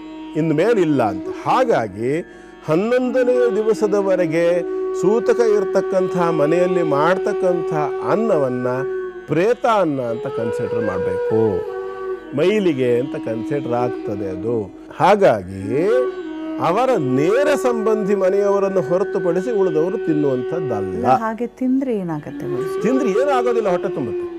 ವ್ಯವಸ್ಥೆ ಇರ್ತಕ್ಕಂಥದ್ದು ಪ್ರೇತ ಅನ್ನ ಅಂತ. ಅದವ್ರ ಮನೆಯವ್ರು ಮಾತ್ರ ತಿನ್ಬೇಕು ಅಂತ. ಮನೆಯವರು ಮಾತ್ರ ತಿಂದ್ರೆ, ಮನೆಯವ್ರು ಎಲ್ಲಿ ಹೋಗಿ ತಿಂದ್ರು ಅದೇ ಅನ್ನವೇ ಅವರಿಗೆ. ಅದು ಇಲ್ಲಿ ಬಂದಿರತಕ್ಕಂಥವ್ರು ಏನಿದ್ದಾರೆ ಅವರು ಜ್ಞಾತಿಗಳಾಗಿರ್ತಾರೆ, ಬಂಧುಗಳಾಗಿರ್ತಾರೆ ಹೊರತು ಆ ಮನೆಯವರಾಗಿರೋದಿಲ್ಲ. ಮತ್ತು ಮನೆಯವರಿಗೆ ಸೂತಕ ಕಳೆಯೋದು, ಕರ್ತೃವಿಗೆ ಸೂತಕ ಕಳೆಯೋದು 12ನೇ ದಿನ ಬೆಳಿಗ್ಗೆ, 11 ರಾತ್ರಿ 12ನೇ ದಿನ ಸಪಿಂಡೀಕರಣವಾದ ನಂತರದಲ್ಲಿ ಸೂತಕ ಅನ್ನೋಂಥದ್ದು ಹೋಗುತ್ತೆ. ಉಳಿದವರಿಗೆಲ್ಲ 10 ರಾತ್ರಿ ಮಾತ್ರ. ಸಪಿಂಡೀಕರಣವಾಗುವಲ್ಲಿವರೆಗೂ ಕೂಡ ಕರ್ತೃ ಯಾರು ಆ ದಹನವೋ ಅಥವಾ ಮಣ್ಣು ಮಾಡೋದು ಈ ಸಂಸ್ಕಾರ ಕರ್ಮವನ್ನು ಯಾರು ಪ್ರಧಾನವಾಗಿ ನಿತ್ತು ಮಾಡಿರ್ತಾನಲ್ಲ, ಆ ವ್ಯಕ್ತಿಯ ನೇರ ಸಂಬಂಧಕ್ಕೆ ಮತ್ತು ಆ ವ್ಯಕ್ತಿಗೆ ಮಾತ್ರ ಸಪಿಂಡೀಕರಣ ಆಗುವಲ್ಲಿವರೆಗೂ ಸೂತಕ ಇರ್ತದೆ. ಅದೇ ಕಾರಣಕ್ಕೆ ವರ್ಷಾವಧಿ ಸೂತಕ ಆಚರಣೆ ಮಾಡೋಕ್ಕಾಗೋದಿಲ್ವಲ್ಲ. ಆ ಕಾರಣದಿಂದಲೇ 12ನೇ ದಿವಸವೇ ಸಪಿಂಡೀಕರಣ ಮಾಡಿ ಅವತ್ತು ಸೂತಕವನ್ನು ತೆಗೆದ ನಂತರದಲ್ಲಿ ಅಲ್ಲಿ ಮೋಕ್ಷಕಾರಕನಾಗಿರ್ತಕ್ಕಂಥ ಗದಾಧರನ ಆರಾಧನೆ, ಶ್ರವಣಾರಾಧನೆ, ಬೇರೆ ಬೇರೆ ಕ್ರಮಗಳೆಲ್ಲ ಇದೆ. ಈ ಆರಾಧನೆಯನ್ನು ಮಾಡಿ ಶುದ್ಧ ಮಾಡಿದ ನಂತರದಲ್ಲಿ ಆ ಅನ್ನಕ್ಕೆ ಇರ್ತಕ್ಕಂಥ ಪ್ರೇತತ್ವದ ದೋಷ ಹೊರಟೋಗ್ತದೆ. ಅವರ ಮನೆಯ ಅನ್ನ ಅಂತಕ್ಕಂಥದ್ದು ಪ್ರೇತದ ಅನ್ನ ಅಲ್ಲ, ಪಿತೃಗಳ ಅನ್ನ ಅಥವಾ ಮಹಾವಿಷ್ಣುವಿನ ನೈವೇದ್ಯದ ಅನ್ನ ಅಂತ ಆಗ್ತದೆ. ಅದನ್ನು ಸ್ವೀಕಾರ ಮಾಡಲಿಕ್ಕೆ ಅವಕಾಶ ಉಂಟು. ಬಿಟ್ಟರೆ ಜ್ಞಾತಿಗಳು ಅಂತಲ್ಲ, ಯಾರೊಬ್ಬರೂ ಕೂಡ 12 ದಿವಸದ ಒಳಗೆ ತೀರಿ ಹೋದ ದಿವಸದಿಂದ 11 ದಿನಗಳು ಆಗಿದ್ದರೂ ಕೂಡ ಅಲ್ಲಿ ಅವರ ಮನೆಯಲ್ಲಿ ಊಟ ತಿಂಡಿ ಅಷ್ಟೇ ಅಲ್ಲ, ಕಾಫಿ ಟೀ ಕೂಡ, ನೀರು ಕೂಡ ಕುಡಿಯೋದಿಲ್ಲ. ಕಾರಣ ಏನು ಅಂದರೆ ಅದು ಮೈಲಿಗೆ ಅಂತ ಕನ್ಸೆಪ್ಟ್ ಅಷ್ಟೇ. ಅದಕ್ಕೆ ಮಾಡಿದ್ರಿಂದ ಏನು ಬರುತ್ತೆ ಅದಕ್ಕೆಲ್ಲ ಉತ್ತರ ಇಲ್ಲ. ಗುರುಜಿ, ನೀವು ಇಷ್ಟೆಲ್ಲ ಹೇಳಿದ್ಮೇಲೆ ಎಲ್ರಿಗೂ ಒಂದು ಚಿಕ್ಕ ಕ್ಲಾರಿಟಿ ಅಂತೂ ದೊರೆತಿದೆ. ಯಾಕೆ ನಮ್ಮ ಹಿರಿಯರು ಯಾರ್ದಾದ್ರೂ ಮನೇಲಿ ಸಾವಾಗಿದ್ರೆ 11 ದಿನಗಳು ಅಥವಾ ತಿಥಿಯಂದು ಮಾಡುವಂಥ ಊಟವನ್ನು ಮಾಡಬಾರ್ದು ಅಂತ ಹೇಳ್ತಿದ್ರು ಅಂತ ಮುಂದಿನ ರಾಶಿ ಕುರಿತಾಗಿ ತಿಳಿಸ್ಕೊಡಿ ಗುರುಗಳು. ಈಗ ಸಿಂಹರಾಶಿಯನ್ನು ನೋಡೋಣ. ಸಿಂಹರಾಶಿಯವರಿಗೆ ವ್ಯಯಾಧಿಪತಿ ಲಾಭಕ್ಕೆ ಬಂದಿರತಕ್ಕಂಥದ್ದು. ಲಾಭದಲ್ಲಿ ಗಜಕೇಸರಿ ಯೋಗ ಒಳ್ಳೆಯ ಒಂದು ಯೋಗ. ಕರ್ಮ ಮತ್ತು ತೃತೀಯಾಧಿಪತಿ ನಿಮ್ಮ ರಾಶಿಯಲ್ಲೇ ಇದ್ದಾನೆ. ಅಂದರೆ ಮನಃಪೂರ್ವಕ, ತೃತೀಯ ಅಂದರೆ ಮನಸ್ಸು ಅಂತ ಹೇಳಿದ್ದೆ, ನೆನ್ಪಿಟ್ಕೊಳ್ಬೇಕು. ಕರ್ಮ ಅಂತಂದರೆ ಉದ್ಯೋಗ, ಜಾಬ್, ಪ್ರೊಫೆಷನ್ ಅಂತ ಅರ್ಥ. ಹಾಗಾಗಿ ಈ ಎರಡೂ ವಿಭಾಗ ಸಂಬಂಧಪಟ್ಟಿರತಕ್ಕಂತಹ ಗ್ರಹ ಸ್ವಲ್ಪ ಅಸ್ತಸ್ಥಿತಿಯಲ್ಲಿರ್ತಕ್ಕಂಥದ್ದು ಶುಕ್ರ. ಅದರಲ್ಲೂ ವಿಶೇಷವಾಗಿ ಸಿಂಹರಾಶಿಯ ಹೆಣ್ಣು ಮಕ್ಕಳಿಗೆ, ಹೊರಗಡೆ ಆಫೀಸುಗಳಲ್ಲಿ ದುಡಿತಕ್ಕಂಥವರಿಗೆ ಸ್ವಲ್ಪ ಮಟ್ಟಿಗೆ ಬೇಸರದ ವಾತಾವರಣ ಕಾಣಿಸುತ್ತೆ. ಕಾರಣ ಏನು ಅಂತಂದರೆ ಅದಕ್ಕೆ ಶುಕ್ರನ ಸ್ಥಿತಿ ಅಷ್ಟು ಉತ್ತಮವಾಗಿ ಇಲ್ಲದೇ ಇರತಕ್ಕಂಥದ್ದು. ಜೊತೆಯಲ್ಲಿ ನಿಮ್ಮ ರಾಶ್ಯಾಧಿಪತಿಯಾಗಿರತಕ್ಕಂತಹ ಸೂರ್ಯನಿಗೆ ಆ ಒಂದು ಬಾಧೆ, ನೇರವಾಗಿ ಸಪ್ತಮದಲ್ಲಿರ್ತಕ್ಕಂಥ ರಾಹುವಿನ ದೃಷ್ಟಿ ಕೂಡ ಇದೆ. ಆದರೆ ಸಿಂಹರಾಶಿಯವರಿಗೆ ಧನಭಾವದಲ್ಲಿ ಭಾವಾಧಿಪತಿ ಉಚ್ಚನಾಗಿರೋದು, ಲಾಭಾಧಿಪತಿ ಕೂಡ ಅವನೇ ಆಗಿರೋದು. ಹಾಗಾಗಿ ಸ್ವಲ್ಪ ಮಟ್ಟಿನ ಹಣಕಾಸಿನ ವಿಚಾರಗಳಲ್ಲಿ ಪ್ರಮೋಷನ್ನು ಅಥವಾ ಇನ್ಕ್ರಿಮೆಂಟು, ಬೋನಸ್ಸು ಇತ್ಯಾದಿಗಳೆಲ್ಲ ಸಿಗ್ತಕ್ಕಂಥ ಲಕ್ಷಣಗಳಿದೆ. ಪ್ರಯತ್ನವನ್ನು ಮಾಡಿ ಸ್ಯಾಲ್ರಿ ಹೈಕಿಗೆ ಪ್ರಯತ್ನ ಪಡ್ತಿರ್ತಕ್ಕಂಥವ್ರು, ಆಫೀಸ್ನಲ್ಲಿ ಪ್ರಮೋಷನಿಗೆ ಪ್ರಯತ್ನ ಪಡ್ತಿರ್ತಕ್ಕಂಥವ್ರು ಕೆಲವರಿಗೆ, ಸಿಂಹರಾಶಿಯವರಿಗೆ ಅದರ ಅನುಕೂಲ ಅಂತಕ್ಕಂಥದ್ದು ಕಾಣಿಸುತ್ತೆ. ಆದರೆ ಪೂರ್ಣವಾದ ಸಮಾಧಾನ ಯಾಕಿರೋದಿಲ್ಲ ಅಂತಂದರೆ ತೃತೀಯಾಧಿಪತಿ ಆಗಿರತಕ್ಕಂತಹ ಶುಕ್ರನ ಸ್ಥಿತಿ ಉತ್ತಮವಾಗಿ ಇಲ್ಲದೇ ಇರೋದು. ಜೊತೆಯಲ್ಲಿ ಅಷ್ಟಮ ಶನಿ ನಡೀತಾ ಇದೆ ಸಿಂಹರಾಶಿಯವರಿಗೆ. ಹಾಗಾಗಿ ಜಾಯಿಂಟ್ ಪೇನ್ ಇತ್ಯಾದಿಗಳು, ವಿಶೇಷವಾಗಿ ಮಂಡಿ, ಸೊಂಟ ಅಥವಾ ಸ್ಪೈನಲ್ ಕಾರ್ಡ್ ಇತ್ಯಾದಿಗಳಲ್ಲಿ ಸ್ವಲ್ಪ ಮಟ್ಟಿನ ಸಮಸ್ಯೆ ಆಗಬಹುದು. ಅಥವಾ ಯಾರಿಗೆ ಜಲೋದರಾದಿ ಸಮಸ್ಯೆಗಳು ಅಥವಾ ಯಾರಿಗೆ ರೊಮ್ಯಾಟೈಡ್ ಆರ್ಥರೈಟಿಸ್ ಅಂತ ಹೇಳ್ತಾರಲ್ಲ, ಸಂಧಿವಾತ ಇತ್ಯಾದಿ ದೋಷಗಳಿರ್ತಕ್ಕಂಥವರಿಗೆ ಅದು ಹೆಚ್ಚಾಗ್ತಕ್ಕಂಥ ಲಕ್ಷಣ ಕೂಡ ಇದೆ. ಇದಕ್ಕೆ ಬೇಕಾದಂತಹ ಟ್ರೀಟ್ಮೆಂಟ್ ಇತ್ಯಾದಿಗಳನ್ನು ತಗೊಳ್ಳೋದ್ರ ಜೊತೆಯಲ್ಲಿ ಸಾಧ್ಯವಾದಲ್ಲಿ ನಿಮಗೆ ಒಂದು ಅಮೃತ ಮೃತ್ಯುಂಜಯ ಹೋಮವನ್ನು ಮಾಡಿಸ್ಕೊಳ್ಬೇಕಾಗಿ ಬರಬಹುದು. ಕೆಲವರಿಗೆ ಅಮೃತ ಮೃತ್ಯುಂಜಯ ಹೋಮ ಇತ್ಯಾದಿಗಳನ್ನು ಮಾಡಿಸ್ಕೊಳ್ಳಿ. ಮತ್ತು ಮುಖ್ಯವಾಗಿ ಶಿವನ ಆರಾಧನೆಯನ್ನು ಬಿಡಬೇಡಿ. ಯಾವುದೇ ಕಾರಣಕ್ಕೂ ಶಿವಾರಾಧನೆಯನ್ನು ಮಾಡ್ಕೊಂಡು ಹೋಗಿ, ಶುಭವಾಗಿ. ಮುಂದೆಂದು ಕನ್ಯಾ ರಾಶಿ. ಕನ್ಯಾ ರಾಶಿಯವರಿಗೆ ಇವತ್ತಿನ ದಿನ ಚೆನ್ನಾಗಿದೆ. ಕರ್ಮಭಾವದಲ್ಲಿ ಗಜಕೇಸರಿ ಯೋಗ, ಜೊತೆಯಲ್ಲಿ ವ್ಯಯಭಾವದಲ್ಲಿರ್ತಕ್ಕಂಥ ಸ್ವಲ್ಪ ಸಮಸ್ಯೆಗಳು ಉಂಟು. ಏನು ಸಮಸ್ಯೆ ಅಂತಂದರೆ ದ್ವಿತೀಯ ಮತ್ತು ಭಾಗ್ಯಾಧಿಪತಿ ಆಗಿರತಕ್ಕಂಥ ಶುಕ್ರಾಸ್ತ ಸ್ಥಿತಿಯಲ್ಲಿರ್ತಕ್ಕಂಥದ್ದು. ಅಂದರೆ ತಂದೆಯ ಆರೋಗ್ಯದ ಕಡೆ ಸ್ವಲ್ಪ ಗಮನ ಕೊಡಬೇಕಾಗಿ ಬರುತ್ತೆ ಕನ್ಯಾ ರಾಶಿಯವರು. ಜೊತೆಯಲ್ಲಿ ದುಡ್ಡು ಕಾಸನ್ನು ಸ್ವಲ್ಪ ಖರ್ಚು ಮಾಡಬೇಕಾಗಿ ಕೂಡ ಬರುತ್ತೆ. ಚಂದ್ರ ಇರತಕ್ಕಂಥ ಸ್ಥಿತಿಯನ್ನು ನೋಡಿದರೆ ಹಿರಿಯರಿಗೆ ಟ್ರೀಟ್ಮೆಂಟ್ಗೋಸ್ಕರ ಸ್ವಲ್ಪ ದುಡ್ಡು ಕಾಸು ಖರ್ಚು ಮಾಡಬೇಕಾಗಿ ಬರ್ತಕ್ಕಂಥ ಲಕ್ಷಣ ಕೂಡ ಇದೆ. ಹಿರಿಯರ ಆರೋಗ್ಯದ ಕಡೆಗೆ ಗಮನ ಕೊಡಬೇಕು. ಯಾಕೆ ಅಂತಂದರೆ ಬಹಳ ಮುಖ್ಯವಾಗಿ ನಾವು ಮರಿಬಾರ್ದು. ಏನಂತಂದರೆ ಅಂದರೆ ತಂದೆ ತಾಯಿಗಳನ್ನು ನಾವು ಹೆಚ್ಚು ಮುತುವರ್ಜಿಯಿಂದ ನೋಡ್ಕೊಳ್ಬೇಕು. ಯಾಕೆಂತಂದರೆ ಅವರಿಗೆ ಒಂದು ಹಂತದವರೆಗೆ ಶಾರೀರಿಕವಾಗಿ ಸಾಮರ್ಥ್ಯ ಇದ್ದಾಗ ನಾವು ಸ್ವಲ್ಪ ನಮ್ಮ ಕಡೆ ಹೆಚ್ಚು ಗಮನ ಕೊಟ್ಟು ಅವರನ್ನು ಸ್ವಲ್ಪ ಗಮನ ಕಡಿಮೆ ಕೊಟ್ಟರೂ ಸಹ ನಡೀತದೆ ಕೆಲವು ಸಂದರ್ಭದಲ್ಲಿ, ಒಂದು ಹಂತದಲ್ಲಿ. ಆದರೆ ಅವರು ಶಾರೀರಿಕವಾಗಿ ವೀಕ್ ಆಗಿದ್ದಾಗ ಅಥವಾ ಮಾನಸಿಕವಾಗಿ ಅವರು ವೀಕ್ ಆಗಿದ್ದಾಗ ನಿಜವಾಗಿ ಅವರಿಗೆ ನಮ್ಮ ಬೆಂಬಲ ಬೇಕು ಅಥವಾ ನಾವು ಅವ್ರ ಜೊತೆಯಲ್ಲಿ ಇರಬೇಕು ಅಂತಕ್ಕಂಥ ಸ್ಥಿತಿಯಲ್ಲಿ ಅವರು ಇದ್ದಾಗ ಖಂಡಿತವಾಗ್ಲೂ ನಾವು ಕೋಆಪ್ರೇಟ್ ಮಾಡಲೇಬೇಕು. ಯಾಕೆ ಅಂತಂದರೆ ಪ್ರತ್ಯಕ್ಷ ದೇವತೆಗಳು ಅಂದರೆ ಭೂಮಿ ಮೇಲೆ ನಮ್ಮ ತಂದೆ ತಾಯಿಗಳು. ಹಾಗಾಗಿ ಅವರನ್ನು ಹೆಚ್ಚು ಮುತುವರ್ಜಿಯಿಂದ ನೋಡ್ಕೊಳ್ಳಿ. ಯಾಕೆ ಅಂತಂದರೆ ಒಂದು ಸಾರಿ ಕಳ್ಕೊಂಡ್ರೆ ಮತ್ತೆ ಸಿಗದೇ ಇರತಕ್ಕಂತಹ ಜೀವಗಳು. ಹಾಗಾಗಿ ಎಂದೂ ಮರಿಬಾರ್ದು. ಆಮೇಲೆ ಪಶ್ಚಾತ್ತಾಪ ಪಟ್ಟು ಏನು ಉಪಯೋಗ? ಜೀವಂತ ಇದ್ದಾಗ ಒಂದು ತುತ್ತು ಅನ್ನವನ್ನು ಸಹ ಕೊಡದೆ, ಈಗ ಪಿತೃಪಕ್ಷ ಬೇರೆ ನಡೀತಾ ಇದೆಯಲ್ಲ, ಹಾಗಾಗಿ ಯೋಚನೆ ಮಾಡಬೇಕು. ನಾವು ಜೀವಮಾನ ಪರ್ಯಂತ ಅವರಿಗೆ ಯಾವುದೋ ಒಂದು ಸಸೂತ್ರ ವ್ಯವಸ್ಥೆ ಮಾಡದೆ ಅವರು ತೀರಿ ಹೋದ್ರ ಮೇಲೆ 100 ಜನರನ್ನು ಕರೆಸಿ ಊಟ ಹಾಕಿ ಭಾರಿ ದೊಡ್ಡದಾಗಿ ಶ್ರಾದ್ದಾದಿಗಳನ್ನು ಮಾಡ್ತೇವೆ, ಹಿರಿಯರ ಕಾರ್ಯ ಮಾಡ್ತೇವೆ, ಏನು ಉಪಯೋಗ ಬಂತು? ಅವ್ರ ಜೀವಂತ ಇದ್ದಾಗ 4 ತುತ್ತು ಅನ್ನ ಕೊಡದೆ ಇದ್ಮೇಲೆ ಅವ್ರು ತೀರಿ ಹೋದ್ಮೇಲೆ ಅವ್ರ ಹೆಸರು ಹೇಳಿ 1000 ಜನರಿಗೆ ಊಟ ಹಾಕಿದ್ರು ಏನೂ ಉಪಯೋಗ ಇಲ್ಲ. ಹಾಗಾಗಿ ಇದ್ದಾಗ ಪ್ರೀತಿ ವಿಶ್ವಾಸದಿಂದ ನೋಡ್ಕೊಳ್ಳಿ, ಚೆನ್ನಾಗಿ ಅವರ ಸೇವೆಯನ್ನು ಮಾಡಿ. ನಿಮ್ಮ ತಂದೆ ತಾಯಿಗಳ ಸೇವೆ ಇವತ್ತಿನ ದಿನ ಬಹಳ ಶ್ರೇಷ್ಠ. ಅವರಿಗೆ ಪಾದಪೂಜೆ ಇತ್ಯಾದಿಗಳನ್ನು ಮಾಡಲಿಕ್ಕೆ ಸಾಧ್ಯ ಆದರೂ ಮಾಡಿ, ನಿಮ್ಮ ಕೆಲಸಗಳಿಗೆ ಹೊರಡುವಾಗ ಅವರಿಗೊಂದು ನಮಸ್ಕಾರ ಇತ್ಯಾದಿಗಳನ್ನು ಮಾಡ್ಕೊಂಡು ಹೋಗಿ. ಶುಭವಾಗಲಿ. ಮುಂದಿಂದು ತುಲಾರಾಶಿ. ತುಲಾರಾಶಿಯವರಿಗೆ ಇವತ್ತಿನ ದಿನ ಅಷ್ಟು ಉತ್ತಮವಾಗಿ ಕಾಣಿಸೋದಿಲ್ಲ. ಭಾಗ್ಯದಲ್ಲಿ ಗಜಕೇಸರಿ ಯೋಗವಿದ್ದರೂ ಕೂಡ ರಾಶ್ಯಾಧಿಪತಿಯ ಸ್ಥಿತಿ ಶುಭವಲ್ಲ. ವ್ಯಯಭಾವದಲ್ಲಿ ಬುಧ ಬಂದಿರತಕ್ಕಂಥದ್ದು ಕೂಡ ಭಾಗ್ಯವೇ ವ್ಯಯ ಆಗ್ತಕ್ಕಂಥ ಲಕ್ಷಣ. ಹಾಗಾಗಿ ನಿಮ್ಮ ಪ್ರಯತ್ನಗಳೆಲ್ಲವೂ ಇವತ್ತು ಕೈ ಹಿಡಿಯುತ್ತೆ ಅಂತ ಹೇಳಲಿಕ್ಕೆ ಸಾಧ್ಯವೇ ಇಲ್ಲ. ಕಾರಣ ಗ್ರಹ ಸ್ಥಿತಿ ಅಂತಕ್ಕಂಥದ್ದು ಆ ರೀತಿಯಲ್ಲಿದೆ. ರಾಶಿಯಲ್ಲಿ ಮಂಗಳ ಬಂದಿದ್ದಾನೆ, 12ರಲ್ಲಿ ಬುಧ ಇದ್ದಾನೆ, 5ರಲ್ಲಿ ರಾಹು ಇದ್ದಾನೆ, ಜೊತೆಯಲ್ಲಿ ಶುಕ್ರ ಅಸ್ತಸ್ಥಿತಿಯಲ್ಲಿ ಇರ್ತಕ್ಕಂಥದ್ದು. ಇವೆಲ್ಲವೂ ಕೂಡ ಒಂದು ರೀತಿಯಲ್ಲಿ ಗ್ರಹಣ ಕವಿದಂತಹ ಒಂದು ಸ್ಥಿತಿ. ಗ್ರಹಣ ಆಗಿ ಈಗಾಗಲೇ ಒಂದು ವಾರದ ಮೇಲೆ ಆಯಿತು. ಆದರೂ ಆ ಗ್ರಹಣದ ಪ್ರಭಾವ ಅಂತಕ್ಕಂಥದ್ದು ಈಗಲೂ ಕೂಡ ನಿಮಗೆ ಇರ್ತಕ್ಕಂಥ ಲಕ್ಷಣ ಕಾಣಿಸುತ್ತೆ, ಅಥವಾ ಈಗ ಪ್ರಭಾವ ಬೀರಲಿಕ್ಕೆ ಶುರುವಾಗಿರ್ತಕ್ಕಂಥ ಲಕ್ಷಣ ಕಾಣಿಸುತ್ತೆ. ಸ್ವಲ್ಪ ಹೆಚ್ಚು ಎಚ್ಚರಿಕೆಯಿಂದಿರಿ. ಅನಾವಶ್ಯಕವಾಗಿರ್ತಕ್ಕಂಥ ಇನ್ವೆಸ್ಟ್ಮೆಂಟ್ಗಳನ್ನು ಮಾಡಲಿಕ್ಕೆ ಹೋಗಬೇಡಿ. ವಿಶೇಷವಾಗಿ ಬೆಳ್ಳಿ ಬಂಗಾರ ಇತ್ಯಾದಿಗಳು ಚೌರ್ಯವಾಗ್ತಕ್ಕಂಥ ಲಕ್ಷಣಗಳಿರುತ್ತೆ. ನಿಮ್ಮ ಮೈ ಮೇಲಿರ್ತಕ್ಕಂತಹ ಬೆಳ್ಳಿ ಬಂಗಾರ ಇತ್ಯಾದಿ ವಸ್ತುಗಳನ್ನು ಕಿಕ್ಕಿರಿದಂತಹ ಜನಸಂದಣಿ ಇರ್ತಕ್ಕಂಥ ಪ್ರದೇಶಗಳಲ್ಲಿ ಓಡಾಡುವಂಥ ಕಾಲದಲ್ಲಿ ಹೆಚ್ಚು ಎಚ್ಚರಿಕೆಯನ್ನು ವಹಿಸದೇ ಇದ್ದರೆ ನಷ್ಟವಾಗ್ತಕ್ಕಂಥ ಲಕ್ಷಣಗಳು ಕಾಣಿಸುತ್ತೆ. ಬಿ ಕೇರ್ಫುಲ್ ಅಂಥೇಳಿ ನಾನು ಹೇಳಲಿಕ್ಕೆ ಇಷ್ಟಪಡ್ತೀನಿ. ಆಕಸ್ಮಿಕವಾಗಿ ಯಾವುದಾದ್ರೂ ಅಂಥದ್ದು ಕಳೆದು ಹೋಗಿರ್ತಕ್ಕಂಥ ಲಕ್ಷಣಗಳಿದ್ದ ಪಕ್ಷದಲ್ಲಿ ಕಾರ್ತವೀರ್ಯಾರ್ಜುನ ಅಂತಕ್ಕಂಥ ಒಂದು ದೇವತಾ ಶಕ್ತಿ ಇದೆ.